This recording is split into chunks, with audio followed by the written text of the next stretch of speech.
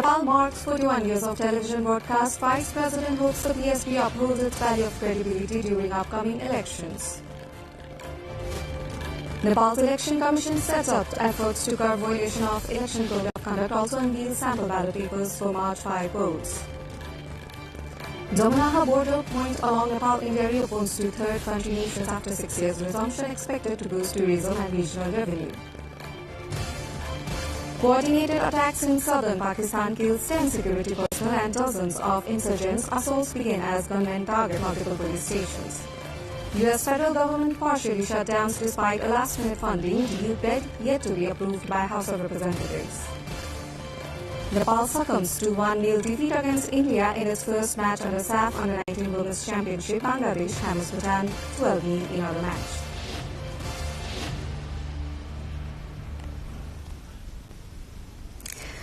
Good evening, I'm Suveksha Rajak and this is NTV World's Primetime News coming to you live from Kathmandu at 1900 hours Nepal time. Across the globe, it's 1:15 p.m. in London and 10:15 p.m. in Tokyo and just after midnight in Sydney. Today marks 41 years of Nepal Television, Nepal's first and pioneer television. The broadcaster has entered its 42nd year of broadcasting from today.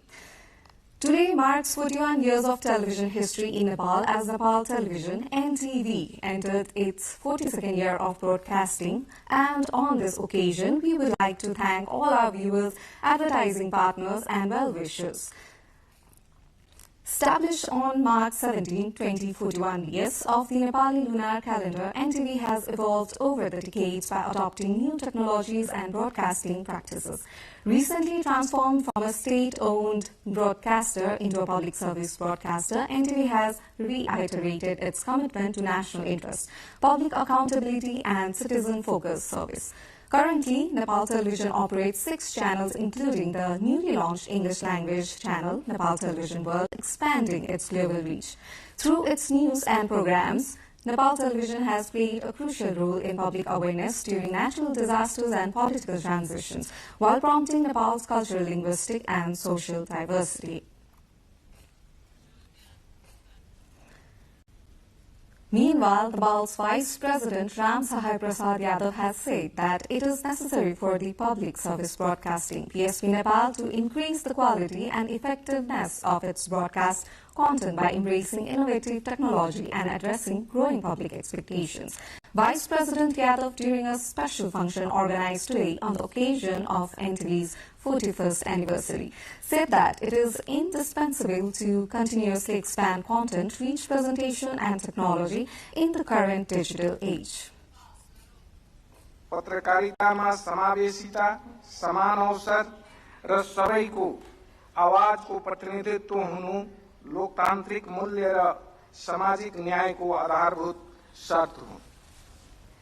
कुनै पनि समुदाय वा नागरिकको आवाज उपेक्षित हुनु लोकतन्त्रको आत्मालाई कमजोर बनाउने कार्य हो। त्यसैले पत्रकारिता सबै वर्ग, भाषा, संस्कृति र भौगोलिक क्षेत्रलाई समान अवसर सहित प्रतिनिधित्व गर्ने माध्यम बन्नुपर्छ। विशेष गरी सरकारी सञ्चार माध्यमहरूको भूमिका अझ महत्त्वपूर्ण हुन्छ।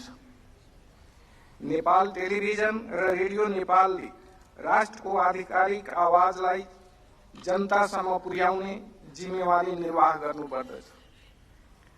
तथ्यपरकता, निष्पक्षता र विश्वसनीयता कायम गर्दै सबै समुदायलाई समान अवसर प्रदान गर्नु यसको दायित्व हो।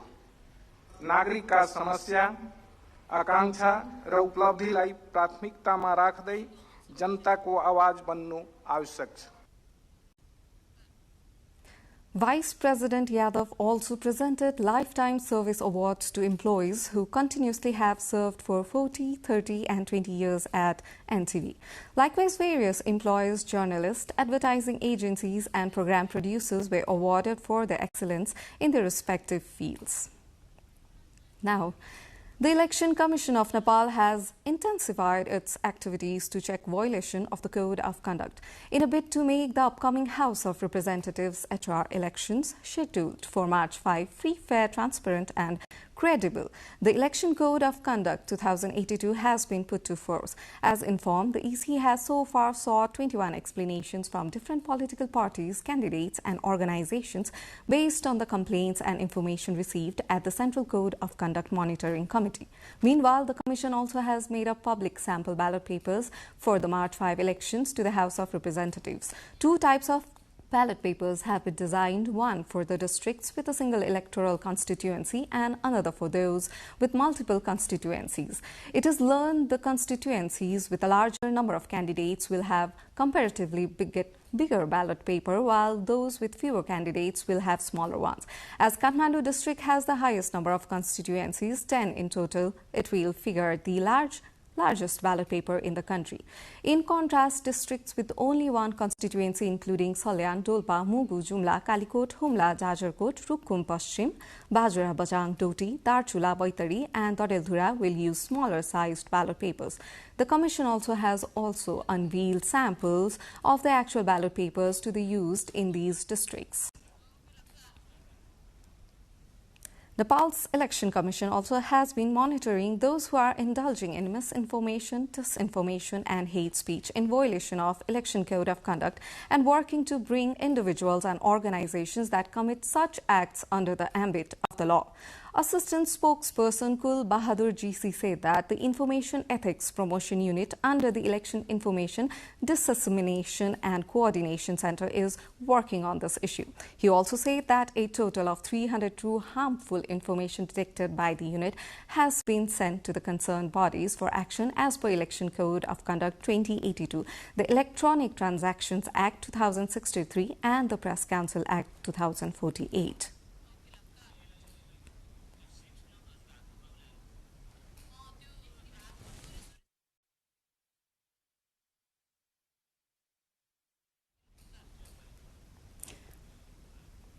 Now let's take a short break here.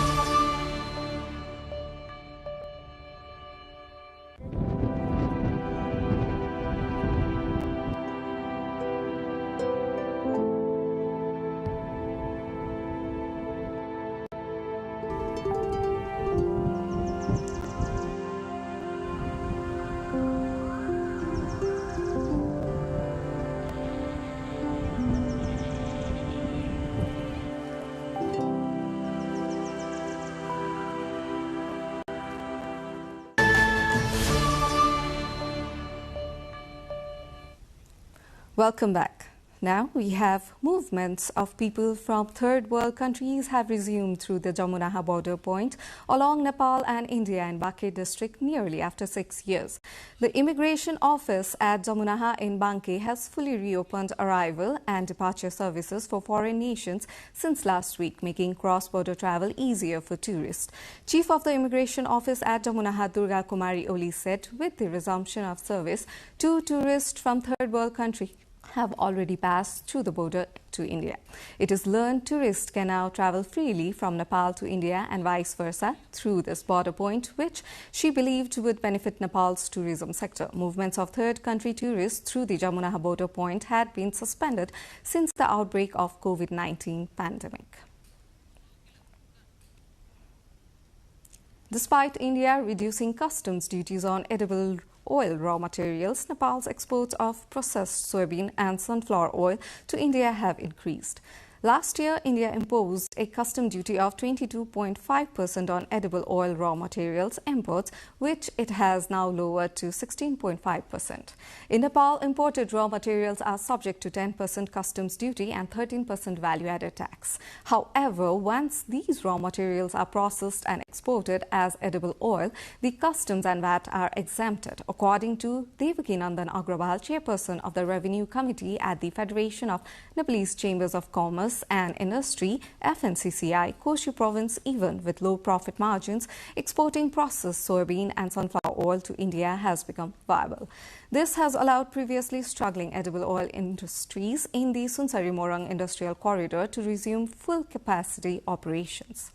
The Biratnagar Customs Office reported that in the first 6 months of the current financial year 2025-2026, Nepal exported 1,01,971 metric tons of processed soybean oil and 4,828 metric tons of processed sunflower oil.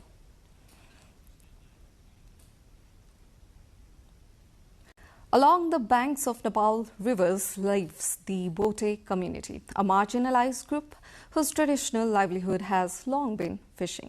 For generations, their income has come from casting nets and working as daily wage laborers. Even today, despite better access to education, healthcare and roads, many Bote families feel trapped without the right skill or job opportunities. Fishing remains their choice.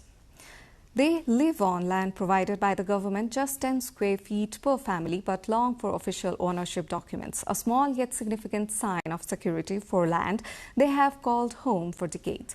The Bote community are found in Gaidakot, Devchuli, Kawasudi and Madhya Bindu municipalities. According to the 2021 census, there are 2,406 Bote people in total. Many hope that if the state prioritizes education and employment for marginalized communities like theirs, future generations could rise beyond fishing, gaining new opportunities and a better standard of living. Despite hardships, the Bote people continue to navigate both the rivers and the challenges of life, keeping their traditions alive while dreaming of a brighter future.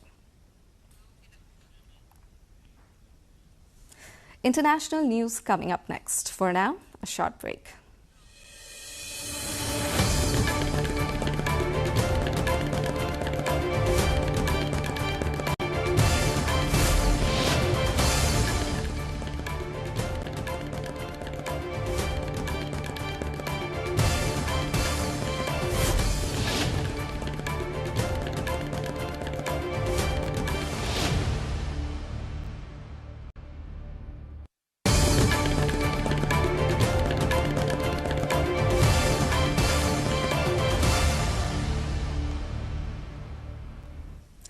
Welcome back. Now we have at least 10 Pakistani security personnel and 37 fighters have been killed following coordinated attacks across Balochistan, Pakistan's violence-hit southwestern province, according to the officials.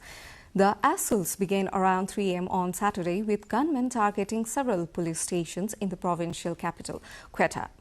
Authorities say security forces responded at multiple locations across the province. Prime Minister Shehbaz Sharif praised the security forces and vowed to continue the fight against terrorism. Several security personnel were reportedly abducted during the attacks, while internet and train services have been suspended as operations continue. Balochistan has faced a long-running separatist insurgency, with attacks escalating across the province in recent years. The U.S. federal government has partially shut down despite a last-ditch funding deal approved by the Senate. The funding lapse began at midnight U.S. Eastern Time on Saturday, hours after senators agreed to fund most agencies until September. The bill includes just 2 weeks funding for the Department of Homeland Security, which oversees immigration enforcement instead of shutting it down entirely. The bill has yet to be approved by the House of Representatives, which is out of session. U.S. President Donald Trump struck the deal without Democrats after they refused to give more funding for immigration enforcement following the fatal shooting of 2 U.S. citizens in Minneapolis by federal agents. It is the second such government shutdown in the past year and comes just 11 weeks after the end of previous funding impasse that lasted 43 days, the longest in U.S. history. Japanese Prime Minister Takaichi met with British Prime Minister Keir Starmer in Tokyo as the two leaders sought to strengthen bilateral ties amid shifting geopolitical dynamics. Starmer reached Japan after concluding his four-day trip to China. Talks between Takaichi and Starmer focused on security, cooperation, trade, and regional stability. Both leaders reaffirmed their commitment to a free and open Indo-Pacific, emphasizing the importance of international law, freedom of navigation, and economic resilience. Defense and security issues were expected to feature prominently, including cooperation under existing bilateral frameworks and coordination with allies in response to regional challenges. The meeting also highlighted the growing strategic partnership between Japan and the United Kingdom, which has expanded in recent years through defense agreements, joint military exercises, and cooperation on advanced technology. A series of landslides struck a military-held mine in the Democratic Republic of Congo, burying people alive and killing several. Since its resurgence in 2021, the M23 group has taken vast tracts of DRC's resource-rich east, capturing the Rubaya mine in North Kivu province in April 2024 with Rwanda's help. Scavengers said part of a hillside in the Rubaya mining zone collapsed on Wednesday afternoon. A second landslide struck on Thursday morning. The Rubaya mine produces 15 to 30% of the world's supply of coltan, key to making of electronics like laptops and mobile phones. Besides containing between 60 to 80% of the world's coltan, the wider eastern DRC is also home to vast reserves of gold and tin. Several international mining firms have temporarily halted their operations in the east as a result of M23's advance. UN chief has warned the United Nations is at risk of imminent financial collapse due to membership states not paying their fees. Antonio Guterres said the UN faced a financial crisis which was deepening, threatening program delivery, and that money could run out by July. He wrote in a letter to all 193 member states that they had to honor their mandatory payments or overhaul the organization's financial rules to avoid collapse. It comes after the UN's largest contributor, the US, refused to contribute to its regular and peacekeeping budgets and withdrew from several agencies it called a waste of taxpayer dollars. Several other members are in arrears or are simply refusing to pay. Through the UN General Assembly did approve a partial change to its financial system in late 2025, the organization still faces a massive cash crisis compounded by a rule that means it is refunding money it never received. We'll be back. Let's take a short break.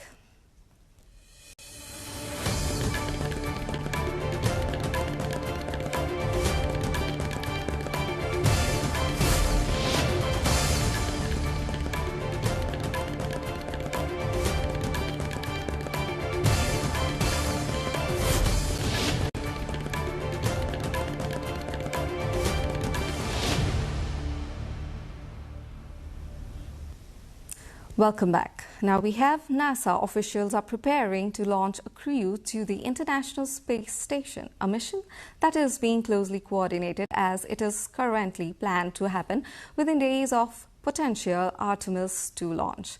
There's a possibility that Crew 12 could get some overlapping space time with the Moon team, a prospect that ISS astronauts say they would enjoy, astronaut Jessica May said. Underscoring the broader significance of the mission, said the mission belongs to everyone who helped make it possible. Of course, we are all thrilled about the launch of Artemis. We are very excited to see how this will all play out so we can watch our friends and colleagues go to the moon. The really cool part of it is that if we do launch before Artemis, we'll be on board the International Space Station, and part of their flight plan actually involves a call to the ISS. So would be really excited to be able to talk to Christina, as you mentioned, and also my classmate, Victor Glover, and kind of my astronaut uncles, Reed Wiseman and Jeremy Hansen. So hopefully we'll have the opportunity to do that connection. I don't think we'll have another kind of during the flight event during their mission, but of course we would welcome that if anyone can come up with anything. But I know that there is that scheduled event and we're all very excited to be all in. Now, British and South Korean researchers have established a remote field camp in Western Antarctica as part of a major international effort to study Thwaites Glacier, one of the most critical and vulnerable ice masses in the world. The team has begun drilling operations aimed at closely monitoring the glacier's structure, movement and rate of melting amid growing concerns over its contribution to global sea level rise. The expedition focuses on collecting long-term data from deep within the glacier, often referred to as the Doomsday Glacier, due to the potentially severe consequences of the collapse. Researchers are drilling through the hundreds of meters of ice to install instruments that measure temperature, ice flow, and ocean interaction beneath the glacier. These measurements will allow scientists to better understand how warming ocean waters are eroding the glacier from below and how quickly ice loss is occurring. Scientists say the Thwaites plays a key role in holding back vast amounts of ice in the West Antarctic ice sheet, and accelerated melting could trigger irreversible changes with global impacts. A snow festival was held at Atabari Ski Center, one of the most prominent winter tourism destinations in Turkey's eastern Black Sea region, located in the Artvin province. The Atabari Ski Center, with its picturesque landscapes and pristine snow-covered slopes, provided the perfect backdrop for the celebration of winter sports, culture and tradition. This year's festival attracted a large number of visitors, including local residents, tourists and outdoor enthusiasts, who were eager to participate in the festivities and experience the natural beauty of the region. One of the festival's most captivating moments was the traditional folk dance performances, where local dancers dressed in vibrant, colorful costumes performed on the snowy slopes. The energetic and graceful movements, paired with the striking melodies of regional music, added an enchanting cultural touch to the event. In addition to the folk dances, the festival also featured breathtaking ski shows that kept everyone on the edge of their seats.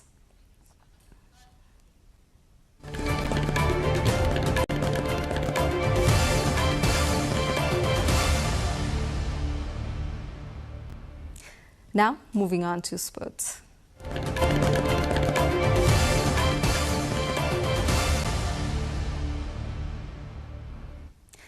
The SAF Under-19 Women's Championship football tournament has kicked off from today in Nepal's western city of Pokhara. In its first match of the championship held at Pokhara Stadium, Nepal lost to its arch rivals India 1-0. Although the first half of the match ended in a goalless draw, India took the lead in the second half. Pearl scored the decisive goal for India, which proved to be the match-winning goal.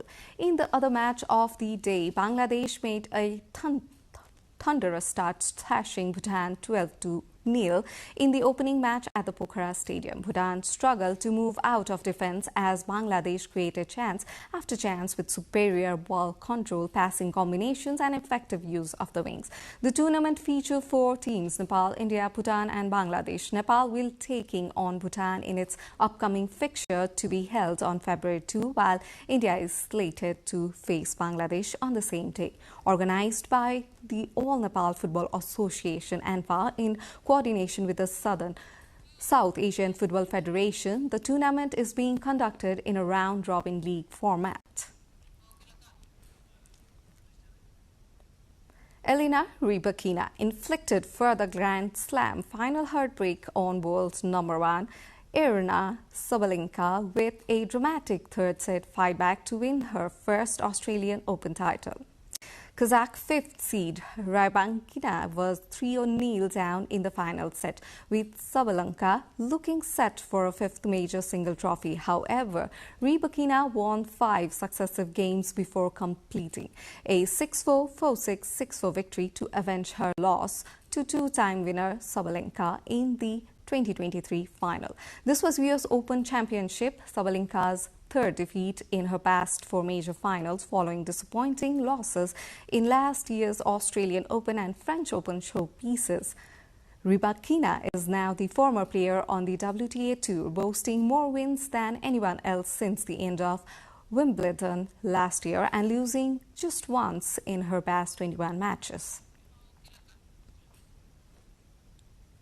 The International Olympic Committee (IOC) Executive Board convened on Tuesday on the sidelines of the Milano Cortina 2026 Winter Olympics. Speaking at the opening of the Executive Board meeting, IOC President Conventry highlighted emphasized progress in preparations for the 2026 Games, including venue readings, operational planning, and coordination with local organizing authorities. The IOC's meeting has brought together senior IOC officials to review updates on Games delivery, athlete welfare, sustainability targets, and the broader strategic directions of the Olympic movement.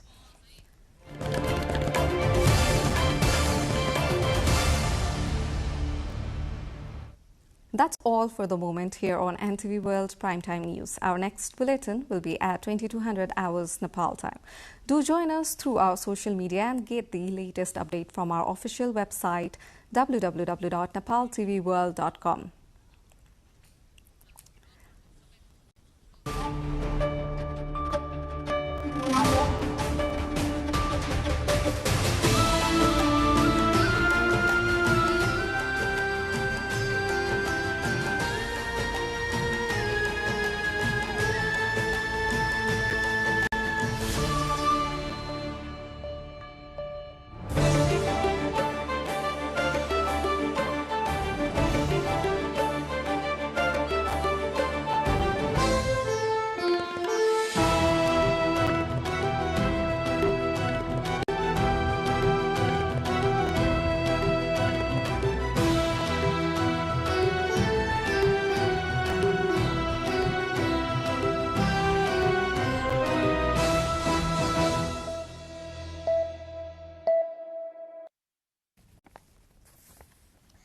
Welcome to the studios of NTV World in Kathmandu, Public Service Broadcasting PSB Nepal's new initiative to make Nepal more visible and audible to the global audience.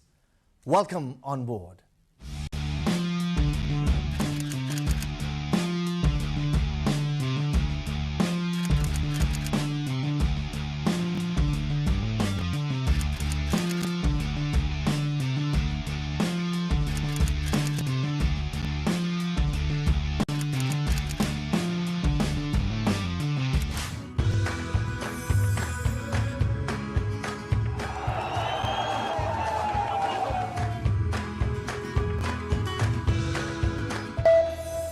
This is NTV World, facts that speak, insights that matter. Telling the stories of a changing planet. NTV World, Nepal's perspective to the world. Exploring the heartbeat of Nepali creativity. This is NTV World. The power of story shaped by technology. NTV World. Unearthing Nepal's hidden heritage. Discovering the timeless Nepal. Telling stories that endure across centuries, where culture breathes, stories bloom. When the world moves, we make a sense of it. NTV World. Taste of Nepal. Every recipe, every flavor tells the story. Journalism in the digital age. Fast, focused, verified. Stories hold power. Stories reflecting life. Stories of the hinterlands. Reporting for NTV World. This is NTV World. Welcome to News Hour. This is NTV World. Welcome to Primetime News. One story at a time. Crossing borders, connecting voices, where Nepal meets the world in dialogue. This is NTV World, Nepal's perspective to the world. Voices that connect Nepal to the world, bringing perspective, region and relevance to every story. NTV World, Nepal's perspective to the world. Stand by. Mic is on. 3, 2, 1, cue. We are NTV World.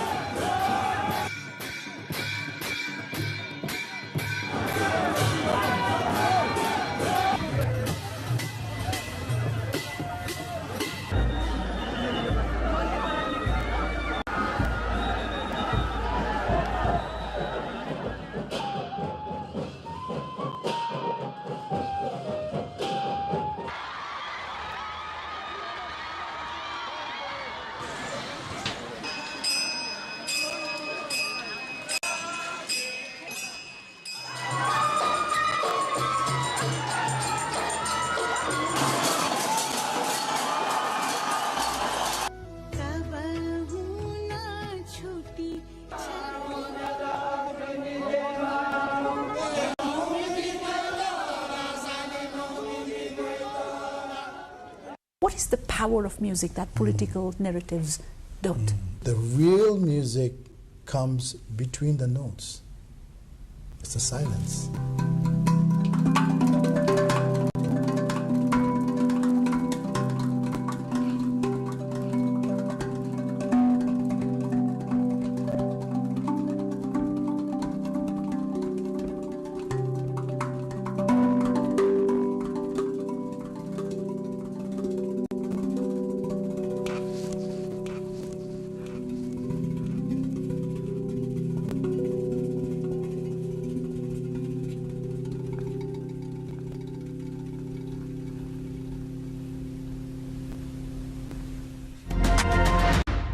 I don't think you can change the country. It's not a...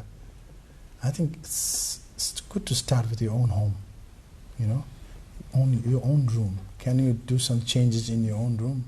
So I'm working in my own room. Fixing your internet. So you can play the same note. For example, just give you a little bit of an example, Sudan, of this.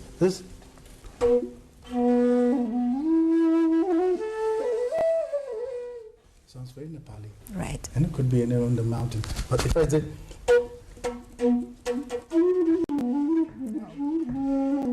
That's the signature of Manoj Newana. Let's talk about the Grammy moment. What was it like? Oh my God. Well, you know, it was 2020. It was blessings. I've been very blessed to also to collaborate with some Westerner musicians. One of them was Deva Pramal and Miten. They were, you know, Miten and Deva, they were very inspired by Eastern philosophy. Also, actually, they were very inspired by Osho's world. And through that, they got to learn a lot about the mantras and the beauty of what our music can bring to the people. And I went to Los Angeles to be there with 10,000 people in the Staple Arena. It was amazing. I wore a Nepali dress and put instead of kukri, I put my bansuri. Wow. It was proudly. I felt like, oh great, thank you.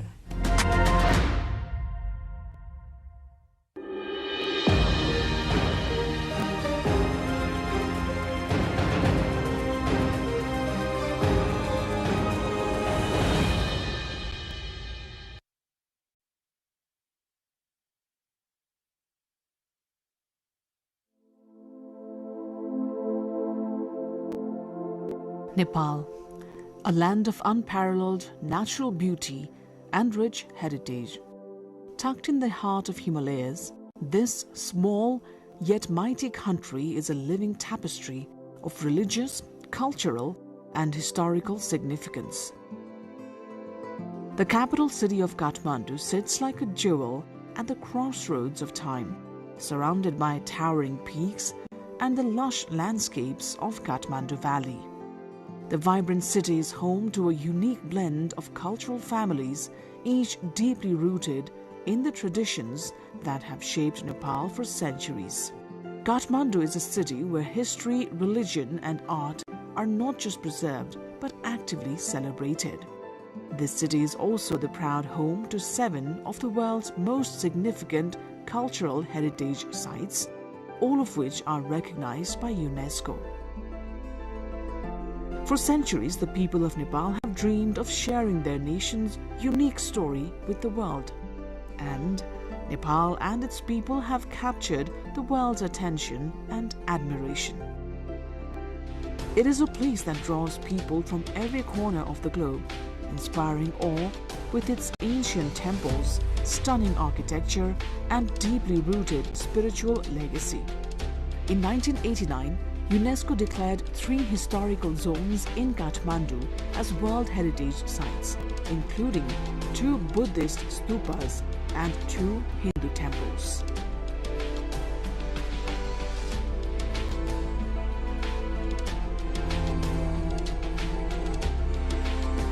One such remarkable site is the Hanuman Thoka Darbar Square, a historical treasure located in the heart of Kathmandu Valley. The legacy of ancient kings is written in every stone of this sacred ground. From the reign of King Ratna Malla to that of mighty King Bilbikram, Hanumanthoka has been a central figure in the cultural and political life of Nepal. Here, the temple of Taleju, Jagannath, Shiva Parvati, the massive Thulo Ghanta, Kal Bhairav Shrine, Maiju Devol, and the Kumari Kal are among the most important landmarks. The intricacy of the temples, the carvings, the statues, and the entire architectural composition bear witness to the authenticity and craftsmanship of Nepalese art. The preservation of these artifacts is crucial as many of them are unique to Nepal and cannot be found anywhere else in the world. Each day, hundreds of international tourists visit this place not only to witness its beauty, but also to learn about its cultural and historical significance. Many scholars and academics visit Kathmandu to study the profound artistic and architectural heritage found in the city.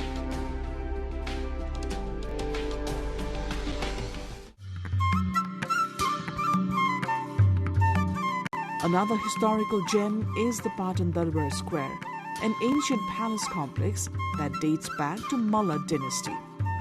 Located in the city of Patan, which is also known as the City of Art, the square is a testament to the creativity and devotion of Malla kings. Built during the 17th and 18th centuries, Patan's magnificent temples and palaces were commissioned by King Siddhi Narsingh, King Srinivas and King Yoganendra Malla, whose influence is still visible in the area's grand architecture. Some of Patan's most famous landmarks include Mool Chowk, Sundari Chowk, Bhimsen Mandir, Krishna Mandir, Taleju and Kumbheshwar Mandir. Among these, Sundari Chowk is an attraction in itself, and nearby Tusa Hiti Dhara, a traditional water spout, adds an authentic touch to the cultural experience. The Krishna Mandir, built in the distinct Shikhara style, is another highlight. This temple is particularly famous for its stone carvings depicting scenes from the Ramayana and Mahabharata, an absolute visual feast for visitors. For centuries, Patan has stood as a symbol of artistic excellence. The Rato Machinanath Jatra, a festival celebrated not only as the pride of Lalitpur, but also recognized globally for its cultural significance, has just concluded. This year, beginning on May 18, we launched a 40-day campaign showcasing the grandeur of the procession. The participation throughout the festival was truly encouraging. Last year, we welcomed around 200,000 visitors. This year, by mid-June alone, the footfall has already surpassed 225,000. This achievement fills us with immense pride, while also reminding us that there is still much more to accomplish. We currently offer a guided tour from Patan Dhoka to museum, completely free of cost, with the aim of establishing our heritage as a living part of our collective identity. Patan Museum has long been committed to safeguarding both the tangible and intangible cultural heritage of this region. It serves not only as a local exhibition space, but as a vital destination dedicated to preserving and celebrating the culture of this historic city. Our tangible inheritances, many of them dating back to the Lichavi era, stand as remarkable non-living heritage, while our festivals, rituals and processions embody the vibrancy of our living traditions. Both forms of heritage are invaluable to us. It is our responsibility to protect them, nurture them, and ensure they pass down to the future generations with the same reverence with which we receive them.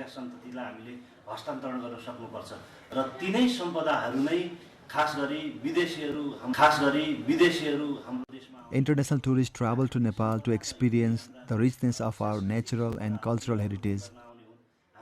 Our historical buildings, artifacts, sacred idols form an integral part of that experience. Many visitors take the time to explore, observe, and fully immerse themselves in the stories these treasures hold.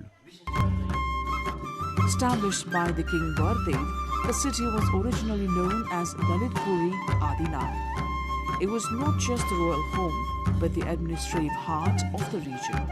The intricate woodwork, the timeless architecture, and the thriving cultural scene make Patan a perfect example of Nepal's historical richness.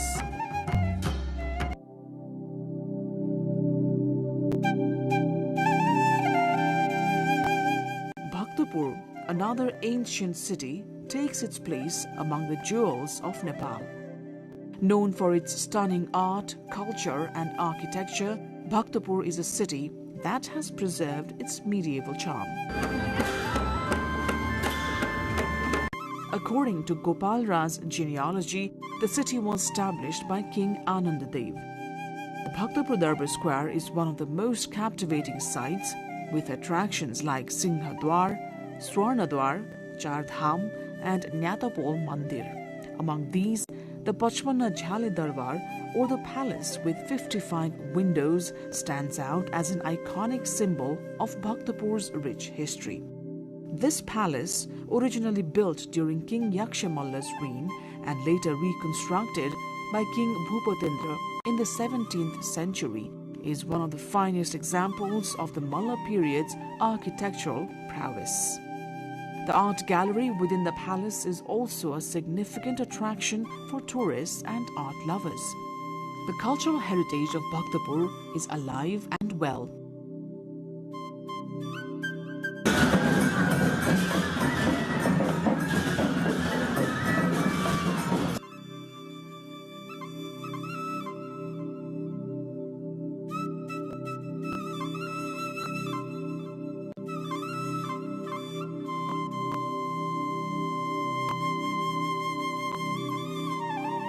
Now we are in Bhaktapur and we are very surprised about the city.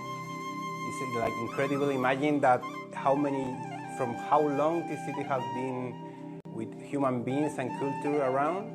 So we are very impressed. Probably one of the most beautiful cities that we ever seen. The construction, the architecture is very nice. The bricks, that is like all the city made from bricks and wood.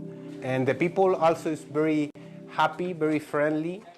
You can move easily from anywhere because they have transport for everywhere. Take a long time be in the roads because the roads are not so good, but you can do to any place. So it's very easy to move. It's very beautiful to see, and it's very satisfied for your heart. This kind of culture. Bhaktapur, who is one of the most beautiful cities that I never seen before. It's a very ancient city. Some temples were constructed like in 12th century. So you feel like in other time, and you can walk a lot of days, and you can see the smile of the people, the street, this history. So we are very impressed and happy to came to this country. Every day I send pictures to them, to my family, and they are so impressive too. I think that this country is a very complete country to spend a holiday or a long trip, wherever you can do. You can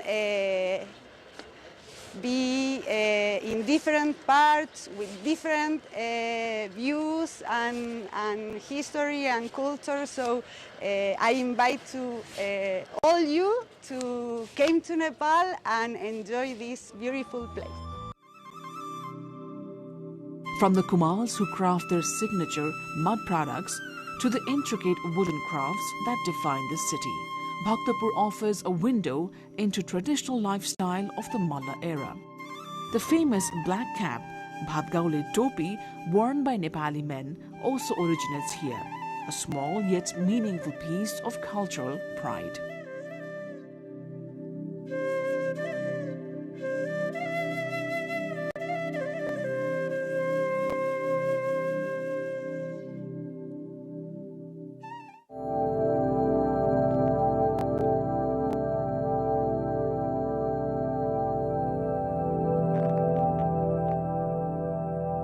On the spiritual front, Pashupatinath Temple is one of the most revered religious sites in Nepal and across the Hindu world. The temple, built in pagoda style, stands as a beacon of faith for millions of Hindus worldwide. It is believed that a pilgrimage to Pashupatinath is equivalent to visiting 4 sacred dhams of India. Built by King Bhupatendra Malla, this temple serves as a center of worship for a diverse array of spiritual communities, including Buddhists, Jains, Sikhs, and others. The Pashupatinath complex is rich with temples, shrines, and sacred sites, each one steeped in centuries of religious history. One of the most significant festivals here is Shivaratri, a grand celebration of Lord Shiva that attracts thousands of devotees from around the world. Every year, during the special month of Shravan, the temple hosts vibrant rituals and ceremonies, drawing pilgrims to witness these sacred observances. The surrounding Slaes-Mantak forest adds to the serene atmosphere of Pashupatinath. The temple's unique wooden structures, gilded pinnacles, and the bronze statue of Nandi at the entrance all contribute to the spiritual ambience. The daily evening lighting ceremony at the Pashupatinath is a tranquil and profound experience for both locals and international visitors alike.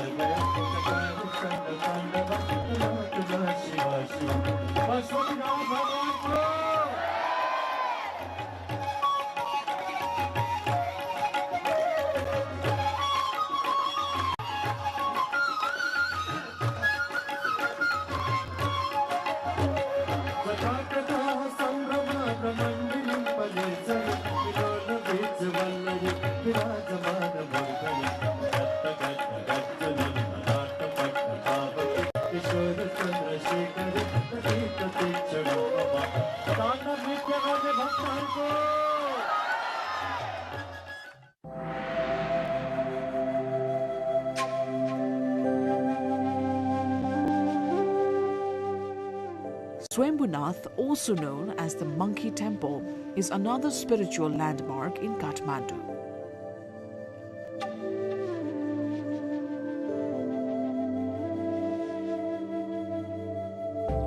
Perched atop the Padmakantagiri hill, this ancient stupa offers sweeping views of the entire valley.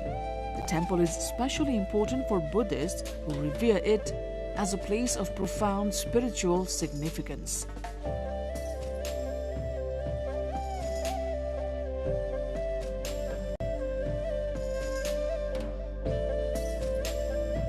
Legends say it was here that the Bipasri Buddha meditated, marking the beginning of Kathmandu Valley's spiritual foundation.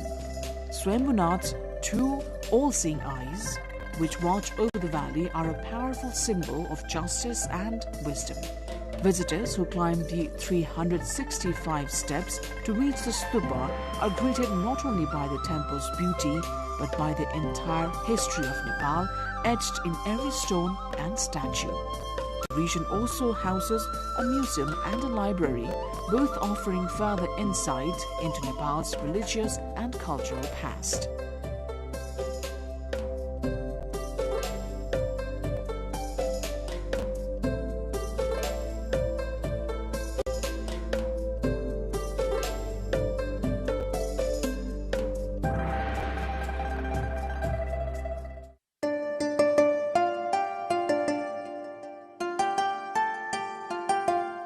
Equally impressive is the Bodhanath Stupa, one of the largest in South Asia. Built in the 5th century, the stupa is a testament to Nepal's enduring connection to Tibetan Buddhism.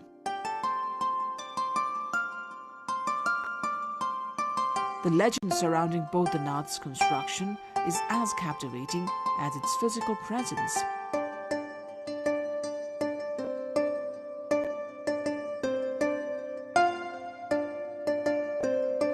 It is said that the king, upon being asked if the stupa could be built, mistakenly replied in the affirmative, leading to the creation of this sacred monument.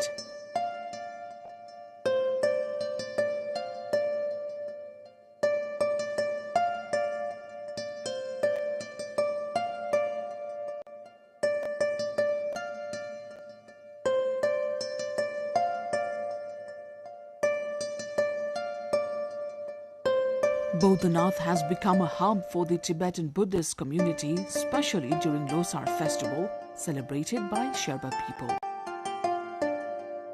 Its significance stretches beyond Nepal, linking the country to broader Buddhist world.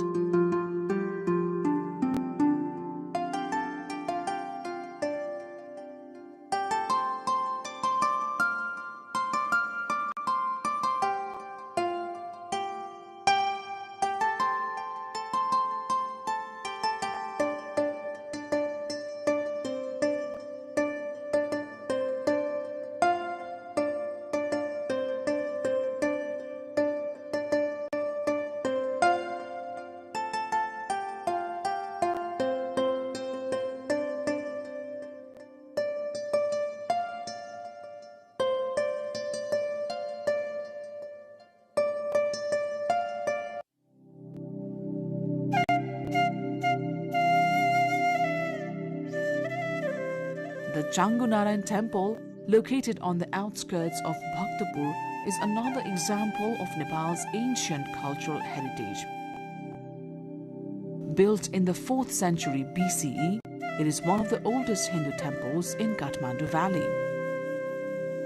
Its intricate woodwork, stunning carvings and inscriptions make it a true architectural marvel.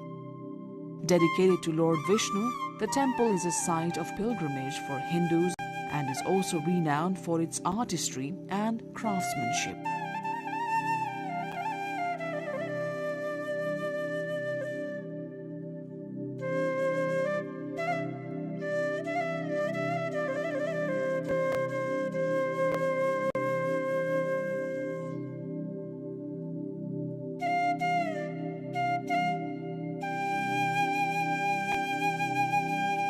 Kathmandu's heritage is not just a relic of the past, it is a living, breathing part of the city's identity.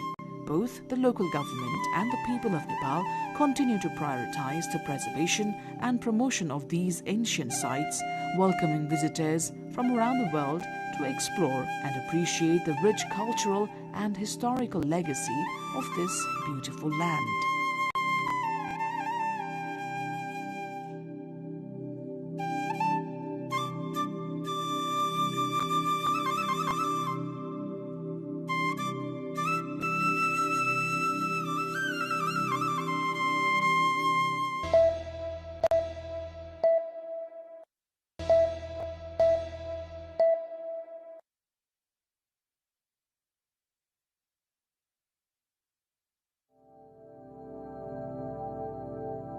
Dai Lake in Karnali province is a geographically remote district, yet rich with untapped potential for tourism.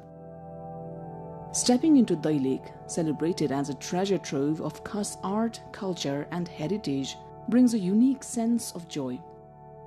Journey begins amid its natural beauty, leading us toward Mahabur Rural Municipality. As we leave the mid-hill highway, the terrain becomes challenging, with hilly, muddy roads demanding patience and skill.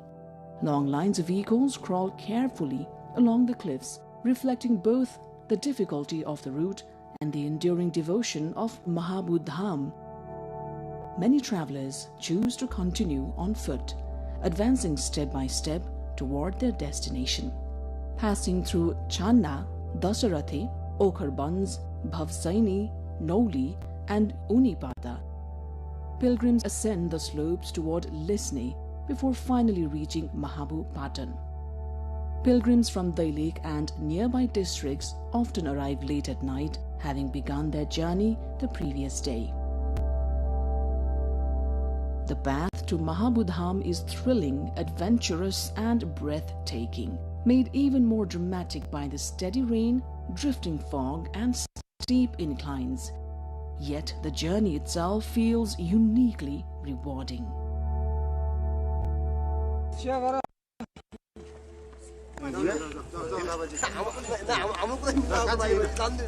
Mahabu Lake or Mahabu Dham, located within Mahabu Rural Municipality, is a remarkable place of natural beauty, religious significance and cultural heritage. Situated at an altitude of 4,200 meters, the area is adorned with emerald lakes, grazing flocks of sheep and goats, and a sky that dances with Himalayan mist. Every year, during Janai Purnima, a grand fair is held here, drawing thousands of devotees from across the region. Mahabu Dham's spiritual importance is deeply rooted in the ancient worship of Lord Shiva, revered here as the origin site.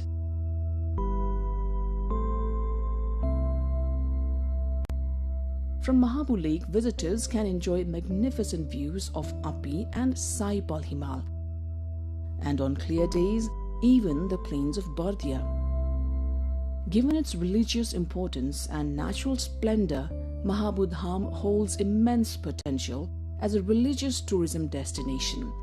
Improving the rough, narrow access roads is essential for supporting this growth.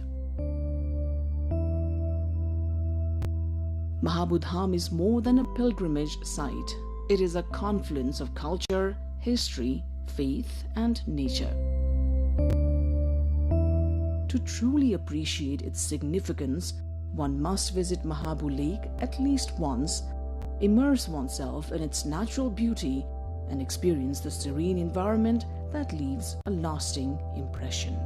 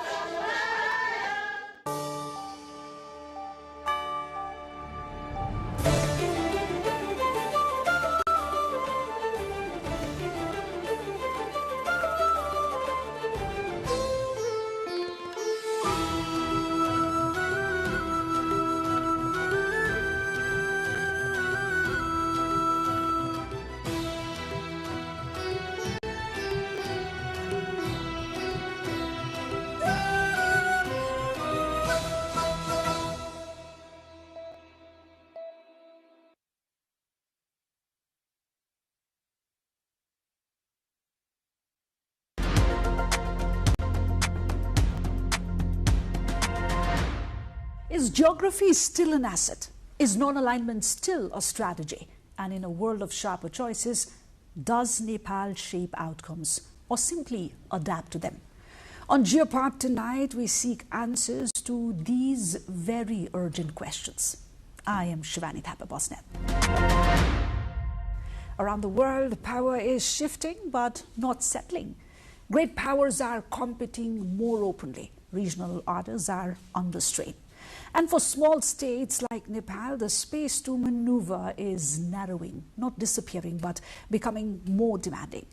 My guest today has spent decades inside this system as a diplomat, an ambassador, and a close observer of regional and international power. Dr. Samburam Simkara has just returned from a major conference in India themed at preventing the South Asian dilemma. And tonight on Geopart, we ask a question that goes to the heart of Nepal's place in the world. Does Nepal matter? Welcome to Geopart, Dr. Simkara. Thank you. It's a pleasure to have you here. Mine too. Let's start with the bigger picture.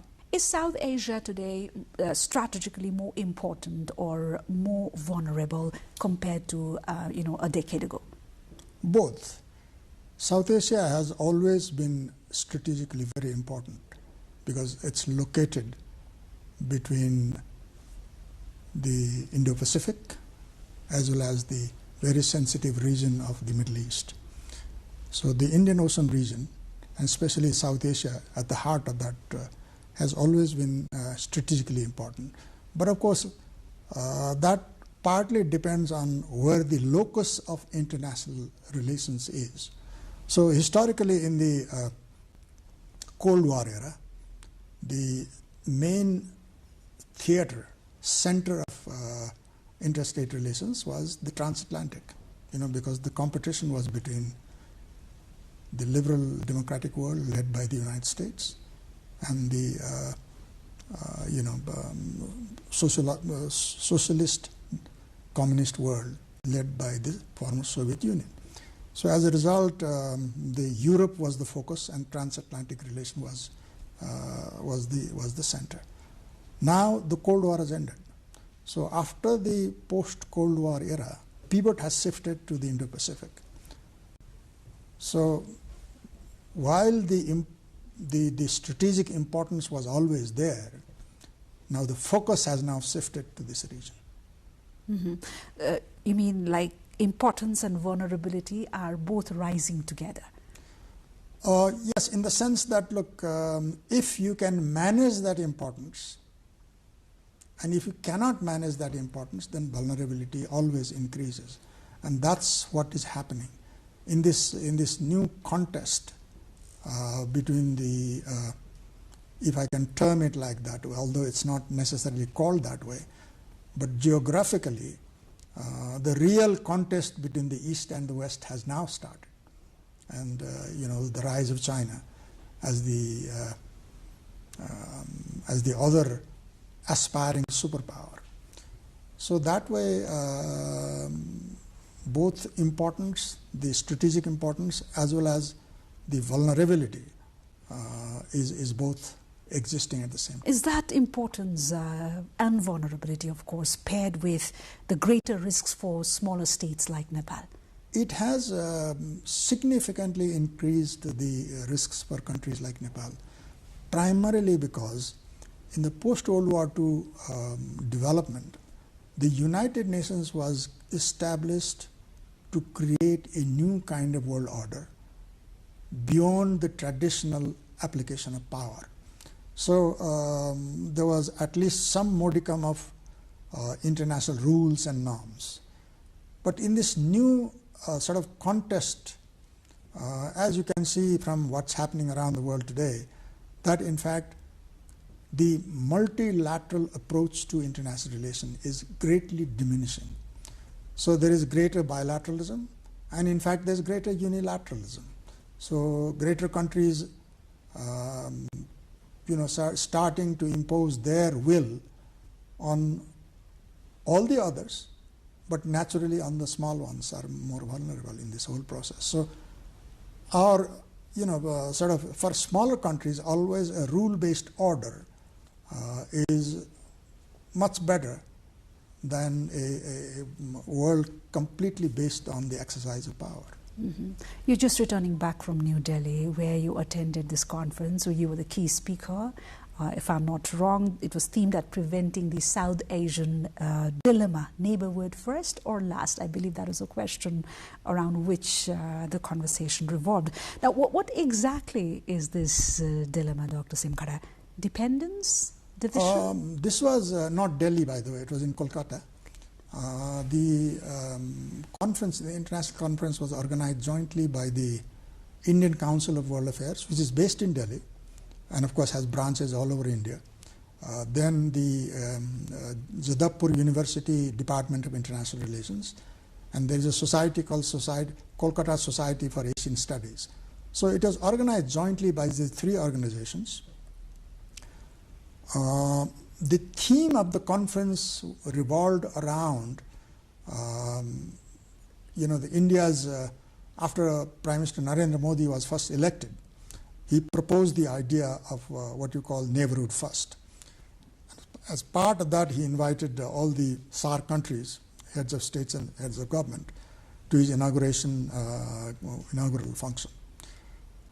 So the conference was a kind of an evaluation of what has happened to that neighborhood first approach in South Asia especially in the context of rising power, great power contest. That was the theme of the conference. And my paper was what you just said, in the sense that I have always analyzed this South Asian dilemma between neighborhood first or neighborhood last. And it emanates from our own, old saying, Najiko Devta Hela. That has always been part of a thinking in this region. Because our approach, especially in the modern times, has always been outward looking. It's not necessarily bad to be outward looking, but that outward look has to be sustained by internal strength and preparation. When you engage in this overly outward exposure without the ability to manage the forces of external factors, then you become very vulnerable. So that was the question I raised, in the sense that is the South Asian dilemma of neighborhood first or last ultimately leading towards a melodrama of neighborhood last? And I raised that question because of the nature of the relationship between major countries in South Asia, and also, the state in which the regional organization that was created to, sort of facilitate interstate relations in South Asia, SAARC, is almost in a state of coma. So my sort of articulation was based on, one is, I wrote a piece in Kathmandu on the 40th Charter Day of SAARC, the 8th of December 2025, where I exactly named my title article this. And secondly, I'm very happy to share with you that in fact very recently a very well-known Indian publisher, Manohar Books, has published my most recent book called SAARC to BIMSTEC, Breakdown or Breakthrough in Regional Cooperation, where I'm asking these questions. Do we see our future through the process of neighborhood last? If so, it's a very distorted notion. Or should we rethink this and prevent this idea, degenerating into neighborhood last, and try and somehow revitalize the regional cooperation mechanisms? Mm-hmm. In this entire complexity of what you just said, the complexity of dilemmas, about choices of, is this all about choices for big powers or the constraints of these smaller states? The choices are for both. The peculiarity of the 21st century interstate relations is such that no country, irrespective of how powerful it may be, can expect to resolve all its problems on its own without some form of cooperation, interstate cooperation. Look at climate, for instance. Look at pandemics, COVID, for instance. Look at migration. Look at trade. So these things require international cooperation. So as a result, naturally, if there was a more multilateral or more regional approach to interstate relations, it would be beneficial to smaller countries, but it is also beneficial to bigger countries. So that is why I articulate the idea of what you call, every country will conduct its foreign policy based on its national interest. But in an increasingly interconnected and globalizing world, if every nation state only focuses on its very narrow national interest, then where is the cooperation? So that is why first of all, United Nations was created to what I call harmonization of individual national interests within the broader global good. And in the case of SAARC, within the broader regional good. So that every country's national interest is protected within the notion of regional good. This certainly brings us to the concept at the center of today's discussion, mattering, right? So when analysts say a country matters, Dr. Singhvara, what do they actually mean? Power, leverage, or the ability to shape the outcomes? When you ask how does a country matter, it depends on what perspective you are taking. For some people, Nepal's geography matters because we are located between historically two great civilizations and marching very resolutely forward to reclaim their rightful place in the global high table. Largest two countries in the world in terms of population, very fastest growing economies, and rising military powers. So our location and geography is very important. For some people, our Himal, the water, the exploitation of that water for the national good or for individual profit. Some people might be thinking, many people haven't looked at this picture. But my own analysis says that one of the major reasons for global interest in Nepal is its water resources and its use. So it depends on who you ask, from whose perspective it is.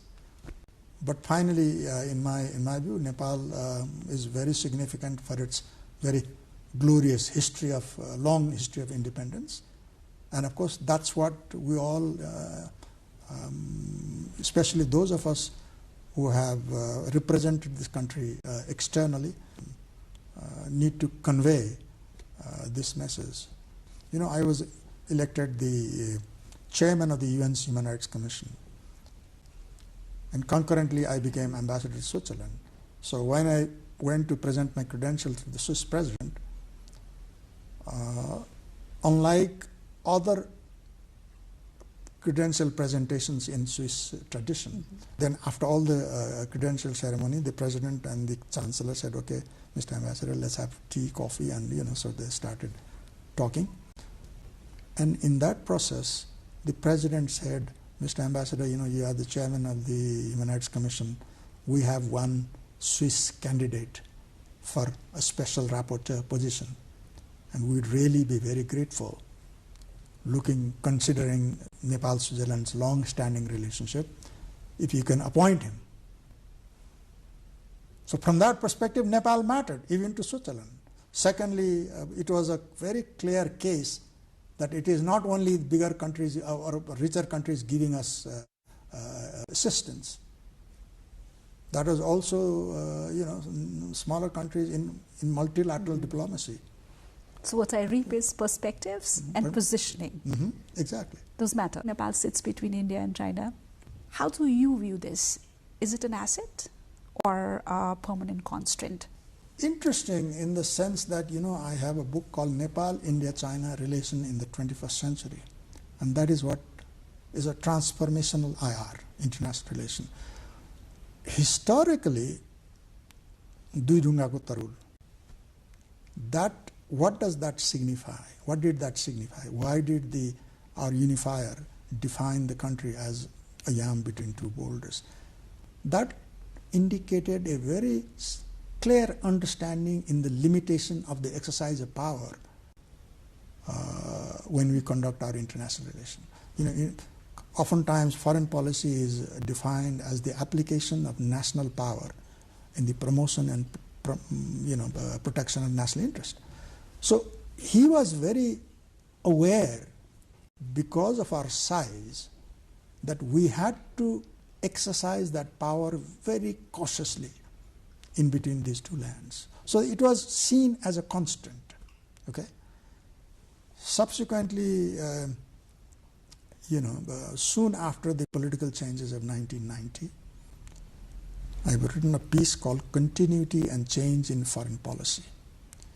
Now, what technology has done is transform the human development exercise so well that today if you can conduct your domestic politics and foreign policy well, then you can transform that limitation into sort of advantage.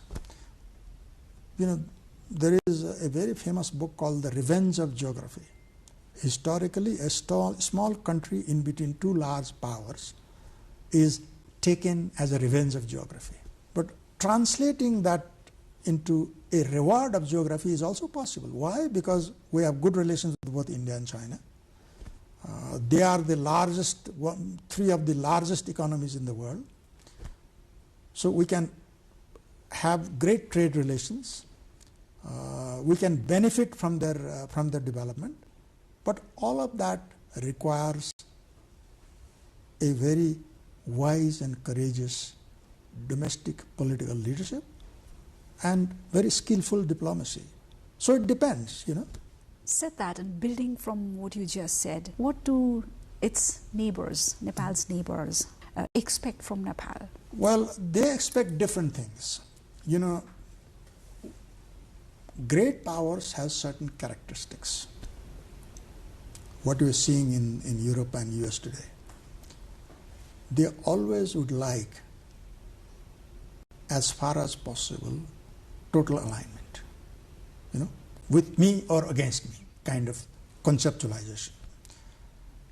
So those who think in that terms would like Nepal to be completely in their side of the matrix.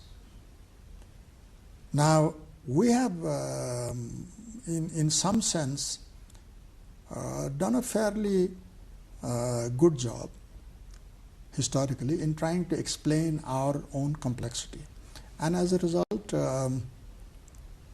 some country would understand our difficulty, our complexity, and of course would be happy with predictability, that you cannot, Nepal does not engage in the kind of politics and diplomacy where you say one thing in the morning, another thing in the afternoon, and another thing in the evening. That you have some element of consistency. And that would establish a kind of a relationship of trust building, confidence, that they may not be completely, agreeing with everything we say, but as far as the core interests of our two neighbors, if we can give them that assurance that we will not go against it, that we will, our soil will not be used counter to the interest of the other. So if you can give that kind of assurance, then of course their approach will change. And often that's the test of skillful diplomacy. So when you meant predictability, you didn't really mean that they expect us to do what they want, or simply avoid disruption? We have our own national interests, so we can convey to them that our national interest is not contrary to what they expect from us in terms of their own national interest. So the skill of diplomacy is to calibrate the two without being completely subservient. Well, as you say that, I would want to ask a question. Amidst all these expectations and the complexities around it, how much room does Nepal have to exercise independent judgment? At some point, we did exercise our independent judgment. Historically, we have, on one side, some issues of principles on which we said, look, this is the fundamental guiding principles of our foreign policy, and as a result, this is the way we are going. On the other hand, you can never look at diplomacy unidimensionally. So as a result, whenever, for instance, we are voting in the United Nations, it's also prudent for us to look around, see who is doing what, and as a result, calibrate ourselves accordingly, so that we don't ultimately turn out to be an odd man out, kind of thing. So, you have to look at it situation by situation. Right. The pressure, I believe, is most visible when Nepal engages with either of its neighbors, India or China, right? Especially on projects that signal influence. I think that's where the pressure building points emerge. India has been emphasizing, or it emphasizes more on civilizational ties and security sensitivities, while on the flip side, China emphasizes more on connectivity and development. Now, how should Nepal engage with both of its neighbors without becoming strategically exposed? Well, I mean, if India raises the question of civilizational connection, we do have civilizational connection. Relationship with India will not be counter to our relationship with China. So as a result, as an independent country, we of course take sort of our own views on world affairs, but that does not mean we cannot work with both. So it's important to sort of look at the nature of our relationship and then fashion our foreign policy and diplomacy accordingly, in a way that one is our always a defined foreign policy is friendship with all, enmity with none. But within that overarching sort of principle, we have different priorities with different countries. But I believe the problem arises when connectivity projects or the interest area also serve as strategic signals. Now, how does Nepal in these sort of situations, right, when the sail is smooth, fine, but in situations like this, how does Nepal distinguish between infrastructure from influence? I have argued that proximity adds vitality to interstate relations because of our neighborhood. We are close. Something happens there, it happens here. But then that proximity also makes our relationship more sensitive, more complex. So that is where the foreign policy prioritizing is. What will ultimately serve our national interest? And the way we have historically defined our national interest, whether it's the Dudungako Tarul or subsequently others who have argued that anytime India or China conclude that we are not sensitive to their core vital interest, our foreign policy fails. What does that sort of show? That shows that within the broad framework of friendship with all, enmity with none, relationship with India, because of the multifarious, multidimensional relationship with China, because of our proximity, because we have a long border in the north, and of course also other kinds of relationship, are both vital, but they have their own nature, and we have to deal with them according to the nature of the relationship we have with them. By any means, do you think, and is Nepal becoming strategically important to others but strategically irrelevant to itself? There's a famous scholar called Paul Kennedy. He has many bestseller books in politics and international diplomacy. Grand strategies for war and peace, rise and fall of the great powers, and so on. But my own best favorite of his publications is a book called Preparing for the 21st Century. And there what he says is the nature of 21st century, because of the tremendous technological advancement, is such that there will be continuous process of changes. Any society that can foresee this, that prepares for it, and ultimately manages those changes, will be on the path of progress and prosperity. But change is going to be inevitable, but progress is not. So that change management is critical. And so from that perspective, if I look at Nepal's both domestic politics and foreign policy. And by the way, this is very important because foreign policy does not operate on in isolation. It is oftentimes defined as the reflection of domestic politics. But for a strategically important country like Nepal, sometimes how we conduct our foreign policy also has very close, impinges closely on our domestic politics. So as a result, when I've been looking at it, and so in a paper I'm working on, and for a long time, parts of it have been published, but then I'm continuously updating it. And in it, for instance, I'm asking, where are the increasing foreign policy and complex foreign policy and national security challenges of Nepal? And there, when I look at domestic politics and foreign policy, my conclusion is we have been very effective, very good in bringing about change, what you referred to. But we have not been good in managing it to take those changes to that logical and meaningful conclusion. And as a result, what we witness is a continuous process of almost never-ending transition.